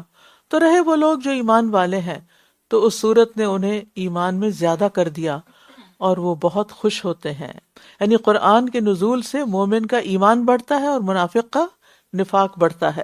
اس سے یہ بھی پتہ چلتا ہے کہ بیج کتنی بھی عمدہ کوالٹی کا ہو، اگر زمین اچھی نہیں تو وہ بیج ضائع ہو جائے گا، اس سے کچھ نہیں نکلے. قرآن اللہ کا کلام ہے، کچھ دلوں پر اثر نہیں کرتا اور کچھ کے دلوں پر اثر کرتا ہے تو ان کی آنکھیں آنسوں سے چھلک رہی ہوتی ہیں. تو دو طرح کے لوگ ہوتے. فرق کس چیز کا؟ فرق ہمارے اندر کا ہے. قرآن تو قرآن ہے، صحابہ بھی یہی قرآن پڑھتے تھے، تابعین بھی اور امت کے باقی اچھے لوگ بھی، اور آج ہم بھی یہی پڑھتے ہیں. اور بے شمار لوگ حفظ بھی کر رہے ہیں، پڑھ بھی رہے ہیں، ناظرہ پڑھ رہے ہیں، لیکن نہ دل بدلتے ہیں نہ عمل بدلتے ہیں. ابن مسعود کہتے ہیں کہ جس میں یہ 3 باتیں پائی جاتی ہوں اللہ اس کے دل کو ایمان سے بھر دیتا ہے: عالم کی صحبت اختیار کرنا، قرآن کی تلاوت کرنا اور روزے رکھنا. اور یہ تینوں چیزیں آپ کو میسر ہیں. اگر اس کے باوجود بھی ایمان نہ بڑھے تو پھر ہمارا اپنا ہی قصور ہے. اور رہے وہ لوگ جن کے دلوں میں نفاق کی بیماری ہے تو اس صورت نے ان کی نجاست میں مزید نجاست کا اضافہ کر دیا، اور اس حال میں مرے کہ یہ کافر تھے. تو نفاق چونکہ دل کی بیماری ہے اس لیے اس کو مرض یہاں کہا گیا. اور وہی باتیں جو لوگوں کے لیے ہدایت کا سبب بنتی ہیں منافقین کے لیے گمراہی میں اضافے کا سبب بن جاتی ہیں. کیونکہ جب دل ہی ٹھیک نہ ہو، اندر ہی ٹھیک نہیں، نیت ہی ٹھیک نہیں، تو ٹھیک چیزیں بھی پھر خراب نظر آتی ہیں.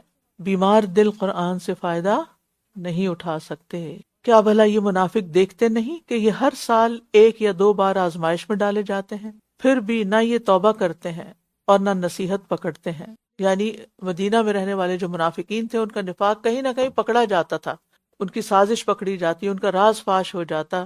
کوئی جنگ پیش آتی تو وہ ان کے لیے آزمائش بن جاتی کیونکہ انہیں پیچھے رہنا ہوتا تھا. کبھی وہ پیچھے پیچھے ایسی باتیں کرتے تھے جو نبی صلی اللہ علیہ وسلم تک پہنچ جاتی. تو جب بھی کوئی ایسا موقع پیش آتا تو بجائے اس کے کہ وہ توبہ کرتے، لوٹتے، شرمندہ ہوتے، معافی مانگ لیتے اور سیدھے راستے پہ آ جاتے، وہ ہمیشہ جھوٹ، مکر، فریب سے اپنے غلط کام پر پردہ ڈالتے. اچھا، یہ آزمائش صرف ان پر نہیں آتی تھی ہر سال، ہر انسان پر کوئی نہ کوئی آزمائش آتی ہے. تو انسان کو اس وقت غور و فکر کرنا چاہیے کہ یہ آزمائش جو مجھ پر آئی ہے، اب مجھے یہ کیا سکھانے آئی ہے. یعنی جتنی بھی مصیبتیں وہ دراصل آزمائشیں ہوتی ہیں، یا وہ خالق کی طرف پلٹنے کا موقع دیتی ہیں، اور یا وہ پھر انسان کے لیے عذاب بن جاتی ہیں. اور جب کوئی صورت نازل کی جاتی ہے تو یہ ایک دوسرے کی طرف دیکھتے ہیں، آنکھوں ہی آنکھوں میں باتیں کرتے ہیں اور کہتے ہیں کیا تمہیں کوئی دیکھ تو نہیں رہا. پھر یہ واپس پلٹ جاتے ہیں. اللہ نے ان کے دلوں کو پھیر دیا ہے، اس لیے کہ یہ ایسے لوگ ہیں جو سمجھتے نہیں. تکبر، نفاق، یہ انسان کو ایمان اور نیکیوں سے محروم کر دیتا ہے، کیونکہ انسان سوچ سمجھ سے کام نہیں لیتا. اور سورت کے اختتام پر اے لوگو، بے شک تمہارے پاس تم ہی میں سے ایک رسول آ گیا ہے جسے تمہارا مشقت میں پڑھنا گراں گزرتا ہے، تمہاری بھلائی کا حریص ہے، مومنوں پر بہت شفقت کرنے والا، نہایت رحم کرنے والا ہے. یعنی جب مومن دکھ میں ہوتے تو نبی صلی اللہ علیہ وسلم کو فکر ہوتی، تکلیف ہوتی. یعنی وہ انسان ہی کیا ہے جیسے کسی انسان کے دکھ درد تکلیف پر کوئی تکلیف محسوس نہ ہو، اس کا وہ احساس ہی نہ کرے.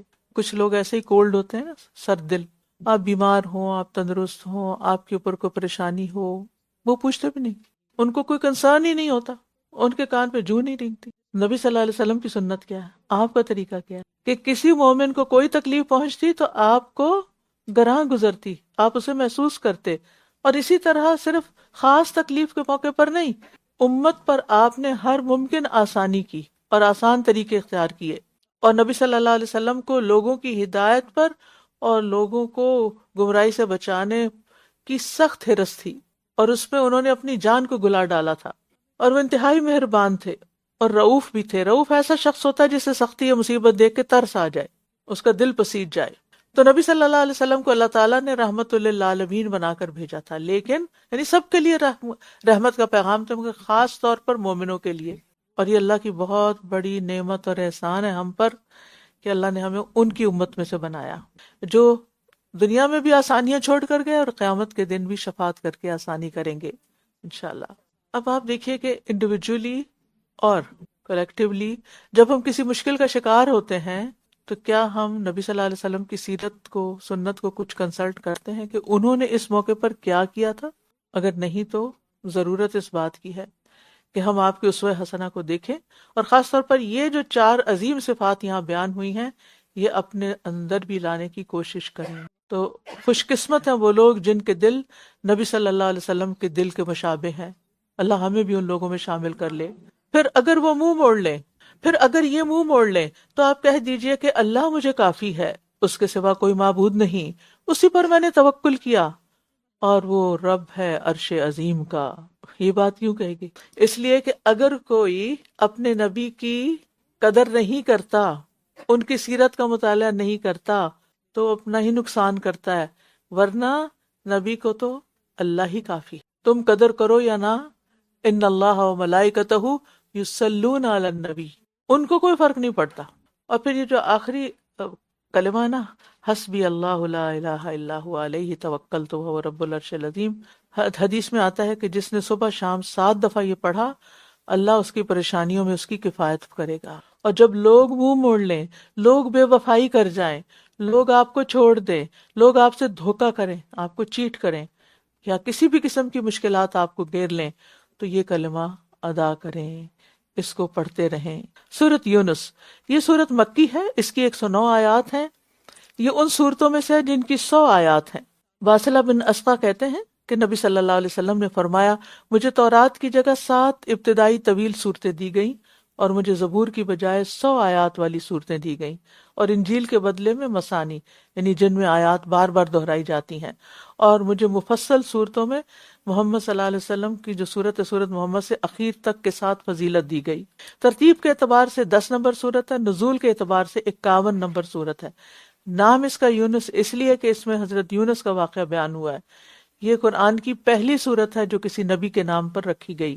اس میں قرآن کے معجزے سے متعلق 5 چیلنج والی آیات میں سے ایک شامل ہے. اس میں الحق کا لفظ 21 بار دہرایا گیا ہے. یہ واحد صورت ہے جس میں فرعون کے ڈوبتے وقت کہے گئے الفاظ ذکر کیے گئے ہیں. تو سورت توبہ کا اختتام نبی صلی اللہ علیہ وسلم کے ذکر پر ہوا، اور یونس کا ایک آغاز بھی انہی کے ذکر سے ہوتا ہے. सूरत तौबा में बयान हुआ कि जब कोई सूरत नाजिल होती है तो मुनाफिकीन क्या कहते हैं, जबकि सूरत यूनुस में आया कि कुफ्फार कुरान के बारे में क्या कहते हैं। बिस्मिल्लाहिर्रहमानिर्रहीम। बिस्मिल्लाहिर्रहमानिर्रहीम। अलिफ लाम रा तिल्क आयातुल किताबिल हकीम अकान लिन्नासि अजबन अन औहैना इला रजुलिन मिनहुम अन अंज़िरिन्नास وبشر الذين آمنوا أن لهم قدم صدق عند ربهم قال الكافرون إن هذا لساحر مبين إن ربكم الله الذي خلق السماوات والأرض في 6 أيام ثم استوى على العرش يدبر الأمر ما من شفيع إلا من بعد إذنه ذلكم الله ربكم فاعبدوه أفلا تذكرون إليه مرجعكم جميعا وعد الله حقا إنه يبدأ الخلق ثم يعيده ليجزي الذين آمنوا وعملوا الصالحات بالقسط والذين كفروا لهم شراب من حميم وعذاب أليم بما كانوا يكفرون هو الذي جعل الشمس ضياء والقمر نورا وقدره منازل لتعلموا عدد السنين والحساب ما خلق الله ذلك إلا بالحق يفصل الآيات لقوم يعلمون إن في اختلاف الليل والنهار وما خلق الله في السماوات والأرض لآيات لقوم يتقون إن الذين لا يرجون لقاءنا ورضوا بالحياة الدنيا واطمأنوا بها والذين هم عن آياتنا غافلون أولئك مأواهم النار بما كانوا يكسبون إن الذين آمنوا وعملوا الصالحات يهديهم ربهم بإيمانهم تجري من تحتهم الأنهار في جنات النعيم دعواهم فيها سبحانك اللهم وتحيتهم فيها سلام وآخر دعواهم أن الحمد لله رب العالمين। अलिफ लाम रा, ये हिकमत वाली किताब की आयात हैं। हिकमत वाली किताब दानाई और हिकमत से भरी हुई, इसमें कोई खता नहीं, ना कोई अकल के खिलाफ बात है और ना ही कम दर्जे की कोई चीज है, और इंतहाई मुहकम और मजबूत भी है। अगर कोई इस किताब की तरफ तवज्जो नहीं करता तो हिकमत से महरूम रह जाएगा। क्या लोगों को इस पर ताज्जुब हुआ कि हमने उन्हीं में से एक शख्स की तरफ वही की कि लोगों को खबरदार कीजिए और जो ईमान ले आए उन्हें खुशखबरी दे दीजिए कि उनके रब के यहाँ उनके लिए सच्चा मर्तबा है। लेकिन काफिरों ने कहा ये शख्स तो यकीनन खुल्लम खुल्ला जादूगर है।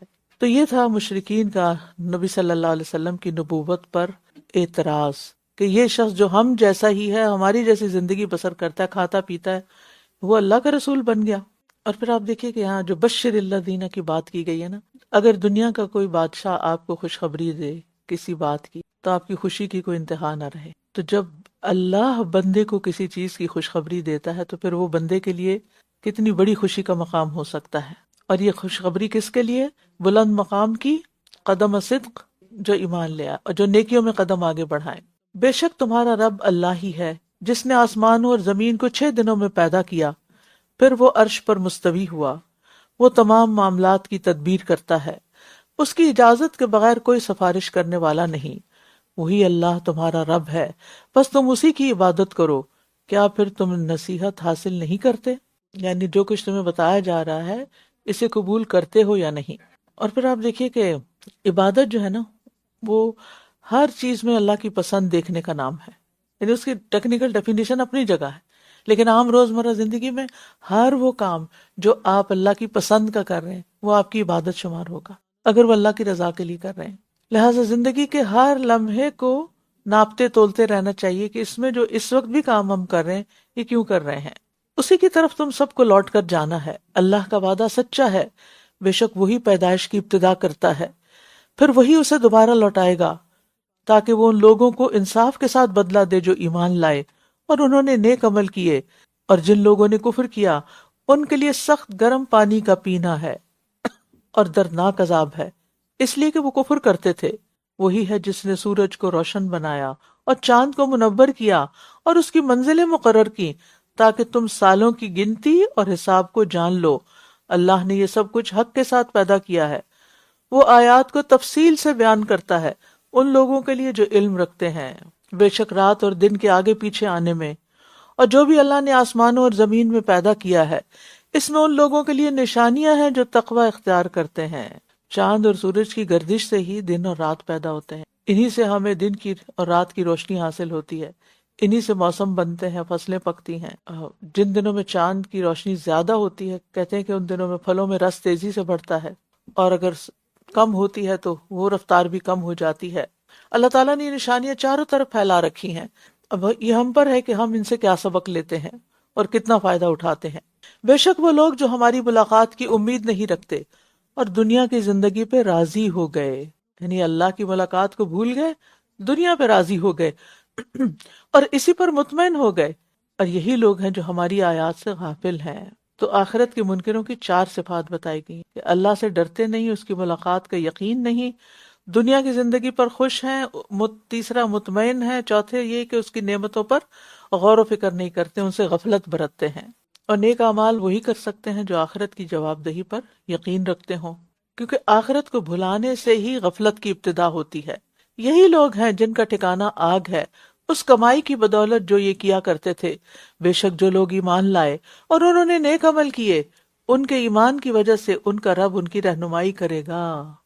یہ ہے ایمان کا فائدہ، یعنی ایمان کی برکت سے دنیا میں صراط مستقیم ملتا ہے اور آخرت میں جنت ملتی ہے۔ راحتوں والے باغات میں جن کے نیچے نہریں بہتی ہوں گی، اس میں ان کی پکار ہوگی پاک ہے تو اے اللہ، اور ان کی دعا اس میں سلام ہوگی، اور ان کی آخری پکار ہوگی کہ تمام تعریفیں اللہ کے لیے ہے جو تمام جہانوں کا رب ہے۔ نیکسٹ۔ وَلَوْ يُعَجِّلُ اللَّهُ لِلنَّاسِ الشَّرَّ اسْتِعْجَالَهُم بِالْخَيْرِ لَقُضِيَ إِلَيْهِمْ أَجَلُهُمْ فَنَذَرُ الَّذِينَ لَا يَرْجُونَ لِقَاءَنَا فِي طُغْيَانِهِمْ يَعْمَهُونَ وَإِذَا مَسَّ الْإِنسَانَ الضُّرُّ دَعَانَا لِجَنبِهِ أَوْ قَاعِدًا أَوْ قَائِمًا فلما كشفنا عنه ضره مر كأن لم يدعنا إلى ضر مسه كذلك زين للمسرفين ما كانوا يعملون وَلَقَدْ أَهْلَكْنَا الْقُرُونَ مِنْ قَبْلِكُمْ لَمَّا ظَلَمُوا وَجَاءَتْهُمْ رُسُلُهُم بِالْبَيِّنَاتِ وَمَا كَانُوا لِيُؤْمِنُوا كَذَلِكَ نَجْزِي الْقَوْمَ الْمُجْرِمِينَ ثُمَّ جَعَلْنَاكُمْ خَلَائِفَ فِي الْأَرْضِ مِنْ بَعْدِهِمْ لِنَنْظُرَ كَيْفَ تَعْمَلُونَ وَإِذَا تُتْلَى عَلَيْهِمْ آيَاتُنَا بَيِّنَاتٍ قَالَ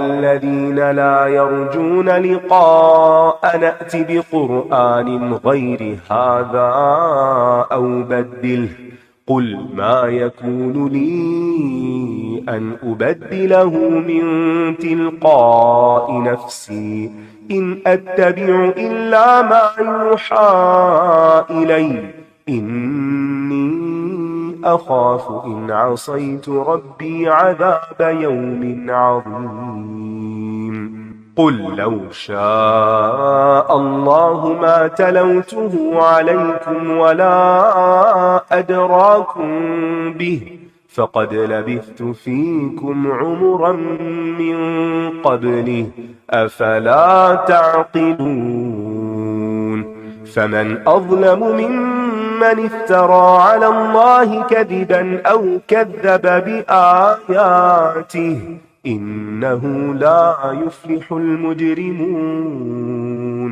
ويعبدون من دون الله ما لا يضرهم ولا ينفعهم ويقولون هؤلاء شفعاؤنا عند الله قل أتنبئون الله بما لا يعلم في السماوات ولا في الأرض سبحانه وتعالى عما يشركون وما كان الناس إلا أمة واحدة فاختلفوا ولولا كلمة سبقت من ربك لقضي بينهم فيما فيه يختلفون ويقولون لولا أنزل عليه آية من ربه فقل إنما الغيب لله فانتظروا إني معكم من المنتظرين. اور اگر اللہ لوگوں کے لیے شر کا معاملہ کرنے میں اسی طرح جلدی کرتا جیسا کہ وہ خیر مانگنے میں جلدی کرتے ہیں تو ان کی مقررہ مدت پوری کر دی گئی ہوتی. لہٰذا جو لوگ ہماری ملاقات کی توقع نہیں رکھتے انہیں ہم چھوڑ دیتے ہیں کہ وہ اپنی سرکشی میں بھٹکتے پھریں. بعض لوگ ایسے ہوتے ہیں کہ جو تکلیف مانگتے ہیں اپنے، میں مر جاؤں، یہ بچوں کا ستیہ ناش ہو جائے، فلاں ایسے ڈوب جائے، وہ بیڑا غرق ہو جائے، بد دعائیں وغیرہ کرتے ہیں. یعنی انسان جیسے خیر کی دعائیں مانگتا اور چاہتا ہے جلدی قبول ہو جائے، ایسے غصے میں بد دعائیں بھی بڑی جلدی کرتا ہے. انسان کی کمزوری بتائی گئی ہے، تو ہمیشہ بد دعائیں دینے سے بچنا چاہیے. اللہ لوگوں کو فوری طور پر نہ پکڑ کر سنبھلنے کا موقع دیتا ہے، اور جب انسان کو کوئی تکلیف پہنچتی ہے تو وہ ہمیں اپنی کربٹ کے بل یا بیٹھے ہوئے یا کھڑے ہوئے پکارتا ہے ہر حال میں. پھر جب ہم اس سے اس کی تکلیف ہٹا دیتے ہیں تو وہ یوں چل دیتا ہے گویا اس نے کسی تکلیف میں جو اسے پہنچی تھی ہمیں پکارا ہی نہ تھا. اجنبی ہو جاتا ہے، سب بھول جاتا ہے. اس طرح حد سے گزرنے والوں کے لیے خوبصورت بنا دیا گیا جو کچھ یہ کیا کرتے تھے، اور یہ اکثر انسانوں کا یہی وتیرہ ہے یا شیوا ہے. یعنی بیماری یا تکلیف میں اللہ اللہ، اور جب ٹھیک ہوئے تو پھر وہی کچھ شروع کر دیا جو پہلے کرتے تھے. اور یقیناً ہم نے تم سے پہلے کئی امتوں کو ہلاک کر دیا جب انہوں نے ظلم کیا، حالانکہ ان کے پاس ان کے رسول واضح دلائل کے ساتھ آئے تھے اور وہ ایسے نہ تھے کہ ایمان لے آتے. ہم مجرم قوم کو اسی طرح بدلہ دیتے ہیں. ظلم کرنا انسان پر خود اسی انسان پر مصیبتوں کا دروازہ کھول دیتا ہے. یعنی جو قومیں ہلاک ہوئیں انہوں نے ہلاکت کے دروازے خود اپنے اوپر کھولے ظلم کر کے. پھر ان کے بعد ہم نے تمہیں زمین میں جانشین بنا دیا. کیوں؟ تاکہ ہم دیکھ لیں کہ تم کس طرح عمل کرتے ہو. اور جب ان پر ہماری واضح آیات پڑھی جاتی ہیں تو ایسے لوگ جو ہماری ملاقات کی امید نہیں رکھتے کہتے ہیں کہ اس کے علاوہ کوئی اور قرآن لے آؤ یا اس کو بدل دو. کہہ دیجئے میرے لیے تو ممکن نہیں کہ میں اسے اپنی طرف سے بدل دوں. میں تو صرف اس چیز کی پیروی کرتا ہوں جو میری طرف وحی کی جاتی ہے. اگر میں نے اپنے رب کی نافرمانی کی تو بے شک ایک بڑے دن کے عذاب سے ڈرتا ہوں. یہ دیکھیے کہ لوگ کس طرح ریاکٹ کرتے ہیں. یعنی نبی صلی اللہ علیہ وسلم جب مشرکین مکہ کے سامنے آیات تلاوت کی، مکی صورت ہے نا، تو ان کے سامنے آیات کی تلاوت کرتے تو وہ کہتے کہ اس قرآن کو بدل دو، یہ ہمارے بتوں کو برا بھلا کہتا ہے، یا یہ باتیں ہمیں بڑی چبھتی ہیں، اس کے علاوہ کچھ اور لے کر آؤ. تو بات یہ کہ نبی صلی اللہ علیہ وسلم کو تو اجازت نہیں تھی کہ وہ ایک حرف کی بھی تبدیلی اپنے پاس سے کریں، کچھ بھی بدل نہیں سکتے. ابھی میں جب آپ لوگ سن رہے ہوتے ہیں تلاوت تو میں راؤنڈ لے رہی ہوتی ہوں تو میں دیکھتی ہوں کہ ہر ایک کے بعد آگے تقریباً الگ الگ مصحف کھلا ہوتا ہے. کسی کا کوئی ڈیزائن ہے، کوئی سائز ہے، کوئی فونٹ ہے، کچھ ہے. تو میں سوچتی ہوں کہ اتنے سارے لوگ بیٹھ کے ایک چیز سن رہے ہیں الگ الگ مصحف سے، جو کوئی کہیں سے چھپا ہے، کوئی کہیں سے چھپا ہے، اور وہ ان میں سے ایک بھی آ کے یہ نہیں کہتا کہ یہ دیکھیں جو پڑھا گیا اس سے تو فرق ہے. یہ نو ڈاؤٹ اباؤٹ اٹ. اور قرآن کے معاملے میں الحمدللہ آج بھی مسلمان بہت احتیاط کرتے ہیں، اپنا سب کچھ قربان کرنے پہ تیار ہو جاتے ہیں، کیونکہ یہ اللہ کا کلام ہے، اور جس کا جتنی بڑی ہستی کا کلام ہوتا ہے نا اتنا ہی قابل احترام ہوتا ہے، اور اللہ سے بڑا تو کوئی بھی نہیں. لیکن یہ قرآن کو اتنا لائٹلی لیتے کہ کہتے ہیں اس قرآن کو بدل دو. کہہ دیجئے اگر اللہ چاہتا تو میں اس قرآن کو تم پر نہ پڑھتا اور نہ وہ تمہیں اس کی خبر دیتا. اس سے پہلے بھی میں تمہارے درمیان ایک عمر بسر کر چکا ہوں. کیا پھر تم عقل سے کام نہیں لیتے؟ اگر قرآن نازل نہ ہوتا تو ہم جاہل ترین لوگ ہوتے، ہمیں بہت سے حقائق کا پتہ ہی نہ ہوتا. پھر اس سے بڑا ظالم کون ہے جو اللہ پر جھوٹ گھڑے یا اس کی آیات کو جھٹلائے؟ بے شک مجرم فلاح نہیں پاتے، اور یہ اللہ کے سوا ان کی عبادت کرتے ہیں جو نہ انہیں نقصان دے سکتے ہیں اور نہ ہی نفع، اور کہتے ہیں کہ یہ اللہ کے ہاں ہمارے سفارشی ہیں. کہہ دیجئے کیا تم اللہ کو اس چیز کی خبر دیتے ہو جسے نہ وہ آسمانوں میں جانتا اور نہ وہ زمین میں، اور نہ زمین میں؟ وہ پاک اور بلند تر ہے اس سے جو یہ شریک ٹھہراتے ہیں. تو قرآن کا پیغام کیا ہے کہ لوگوں کو شرک سے خبردار کیا جائے. اور آپ دیکھیے کہ یہاں کس طرح وہ اپنی بات بدل دیتے. پوچھتے وہ بتوں کو ہیں، لیکن جب ان سے کہا جاتا ہے کہ ایسا نہیں کرو تو وہ کہتے ہیں کہ یہ تو بس سفارشی ہیں ہمارے، ہم ان کو نہیں پوچھ رہے، ان کی سفارش چاہتے ہیں. تو اللہ تعالیٰ اس بات کا انکار کرتا ہے. اور تمام لوگ ایک ہی امت تھے، پھر انہوں نے باہم اختلاف کیا، اور اگر آپ کے رب کی طرف سے ایک بات پہلے سے طے نہ ہو چکی ہوتی تو یقیناً ان کے درمیان اس معاملے میں فیصلہ کر دیا جاتا جس میں یہ اختلاف کر رہے ہیں. یاد رکھیے کہ انسانیت کی ابتدا جو ہے نا وہ توحید سے ہوئی تھی، اور کفر اور شرک جو ہے یہ بعد میں آئے ہیں. آدم علیہ السلام مسلمان تھے، ان کی اولاد مسلمان تھی، بہت عرصے تک دنیا میں صرف توحید رہی، پھر آہستہ آہستہ خرابیاں پیدا ہوتی گئی، اس کی بھی تفصیلات کتابوں میں ملتی ہیں. لیکن بات یہی ہے کہ جب تک انسان قرآن اور سنت کو اپنی ہدایت کا معیار بناتا ہے، دل بھی وہاں ہم جڑے رہتے ہیں، اور مسلمان ایک اسٹرانگ نیشن بن کر ایک اسٹرینتھ حاصل کر کے دنیا بھر میں خیر پہنچا سکتے ہیں. اور یہ کہتے ہیں کہ اس رسول پر اس کے رب کی طرف سے کوئی نشانی کیوں نہ اتاری گئی؟ تو کہہ دیجئے بے شک غیب تو اللہ ہی کے لیے ہے، بس تم انتظار کرو، میں بھی تمہارے ساتھ انتظار کرنے والوں میں سے ہوں. مشرکین نبی صلی اللہ علیہ وسلم سے مختلف طریقے سے معجزات طلب کرتے تھے. نیکسٹ. وَإِذَا أَذَقْنَا النَّاسَ رَحْمَةً مِّن بَعْدِ ضَرَّاءَ مَسَّتْهُمْ إِذَا لَهُم مَّكْرٌ فِي آيَاتِنَا قُلِ اللَّهُ أَسْرَعُ مَكْرًا إِنَّ رُسُلَنَا يَكْتُبُونَ مَا تَمْكُرُونَ. هو الذي يسيركم في البر والبحر حتى إذا كنتم في الفلك وجرين بهم بريح طيبة وفرحوا بها جاءتها ريح عاصف وجاءهم الموج من كل مكان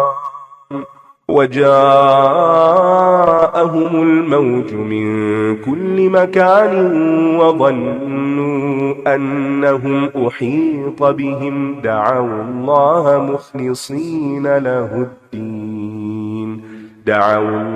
مخلصين له الدين لئن أنجيتنا من هذه لنكونن من الشاكرين.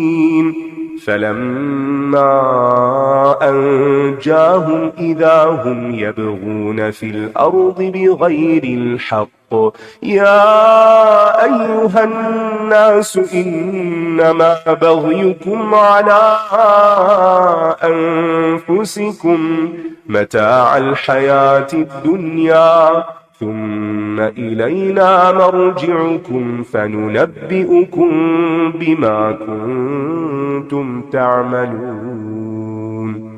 إنما مثل الحياة الدنيا كماء أنزلناه من السماء فاختلط به نبات الأرض مما يأكل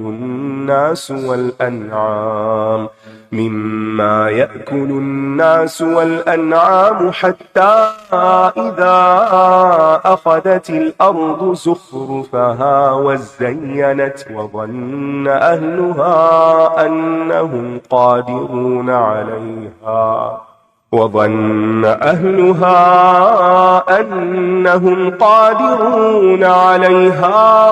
أتاها أمرنا ليلا أو نهارا فجعلناها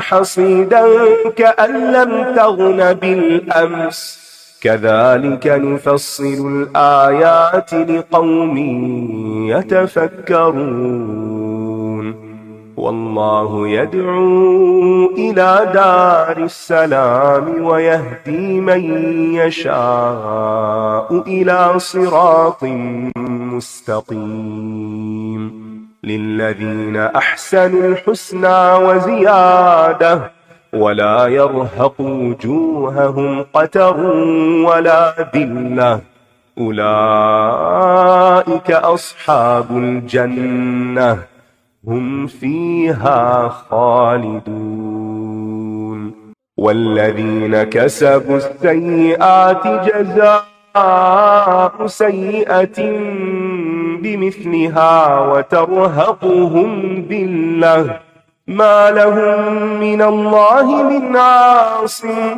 كأنما أغشيت وجوههم قطعا من الليل مظلما أولئك أصحاب النار هم فيها خالدون ويوم نحشرهم جميعا ثم نقول للذين أشركوا مكانكم أنتم وشركاؤكم فزيلنا بينهم وقال شركاؤهم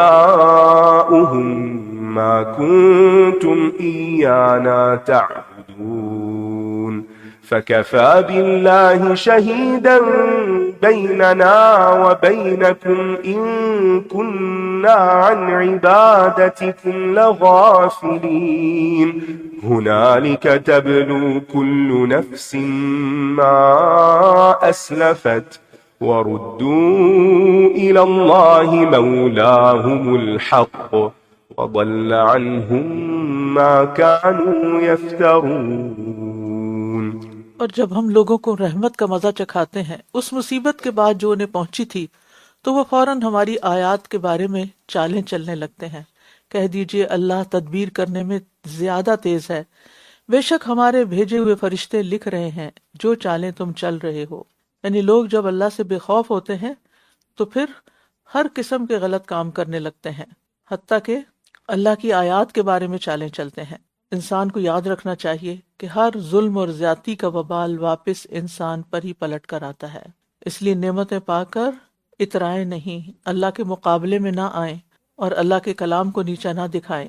वही है जो तुम्हें खुश्की और समुंदर में चलाता है, यहाँ तक कि जब तुम कश्तियों में सवार होते हो और वो उन्हें लेकर उम्दा हवा के साथ चल देती हैं और ये उससे खुश होते हैं कि यकायक उन कश्तियों पर शदीद हवा आ जाती है और हर तरफ से मौजें उन्हें घेर लेती हैं और ये समझ जाते हैं कि इन्हें घेर लिया गया है, तो उस वक्त ये दीन को अल्लाह के लिए खालिस करते हुए उसी को पुकारने लगते हैं कि अगर तूने हमें इस मुश्किल से निजात दे दी तो हम जरूर शुक्रगुजारों में से हो जाएंगे। क्योंकि तौहीद इंसान की फितरत में रख दी गई है, इसलिए जब वो इंतहाई मजबूर होता है तो सारे सहारे छोड़कर सिर्फ अल्लाह की तरफ राग़िब हो जाता है।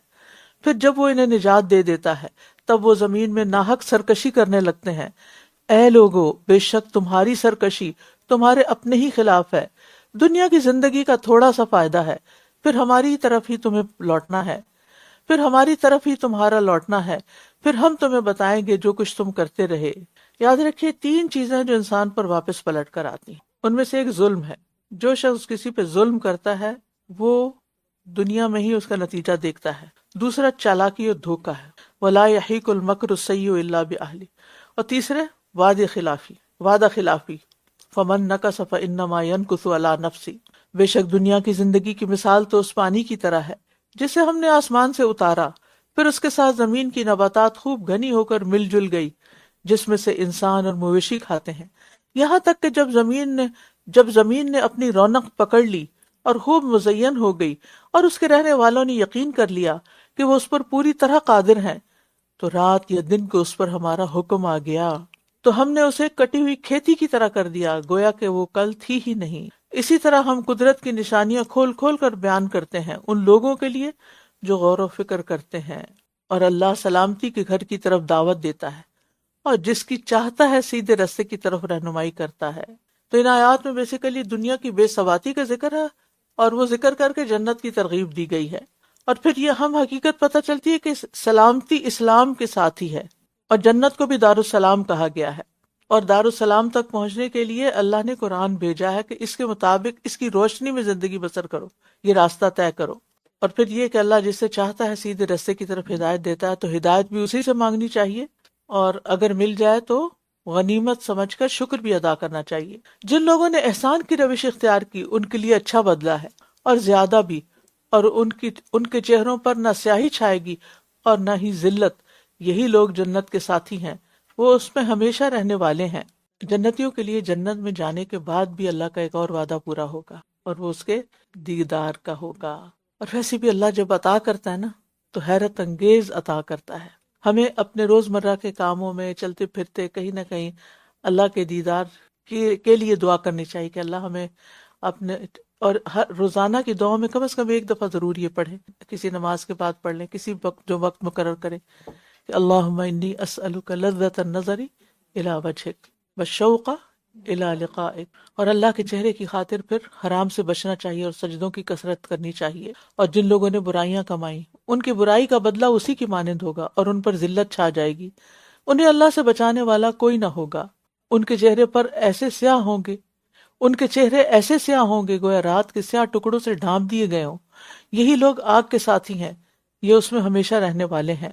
تو یہاں بتایا جا رہا ہے کہ اسلام کی دعوت کو جھٹلانے والوں کا انجام پھر کیا ہوگا، اور اس کے مقابلے میں دنیا میں اللہ کی بات مان لینے پر کتنی تکلیف آ جائے گی تمہیں۔ قیامت کے دن مجرموں کے چہروں پر سیاہی اور ذلت ہوگی، دنیا میں بھی وہ کسی نہ کسی طرح انسان کی ریفلیکٹ کر جاتی ہے جو غلط کار انسان ہوتا ہے۔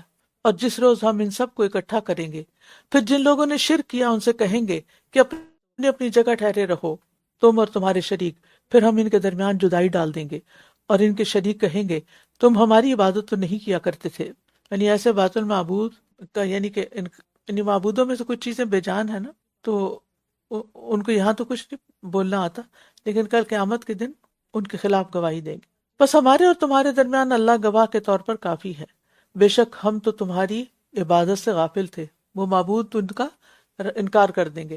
وہاں ہر نفس جانچ لے گا جو اس نے پہلے کیا، اور وہ اللہ کی طرف لوٹائے جائیں گے جو ان کا حقیقی مولا ہے، اور ان سے کھو جائے گا جو کچھ یہ گھڑا کرتے تھے۔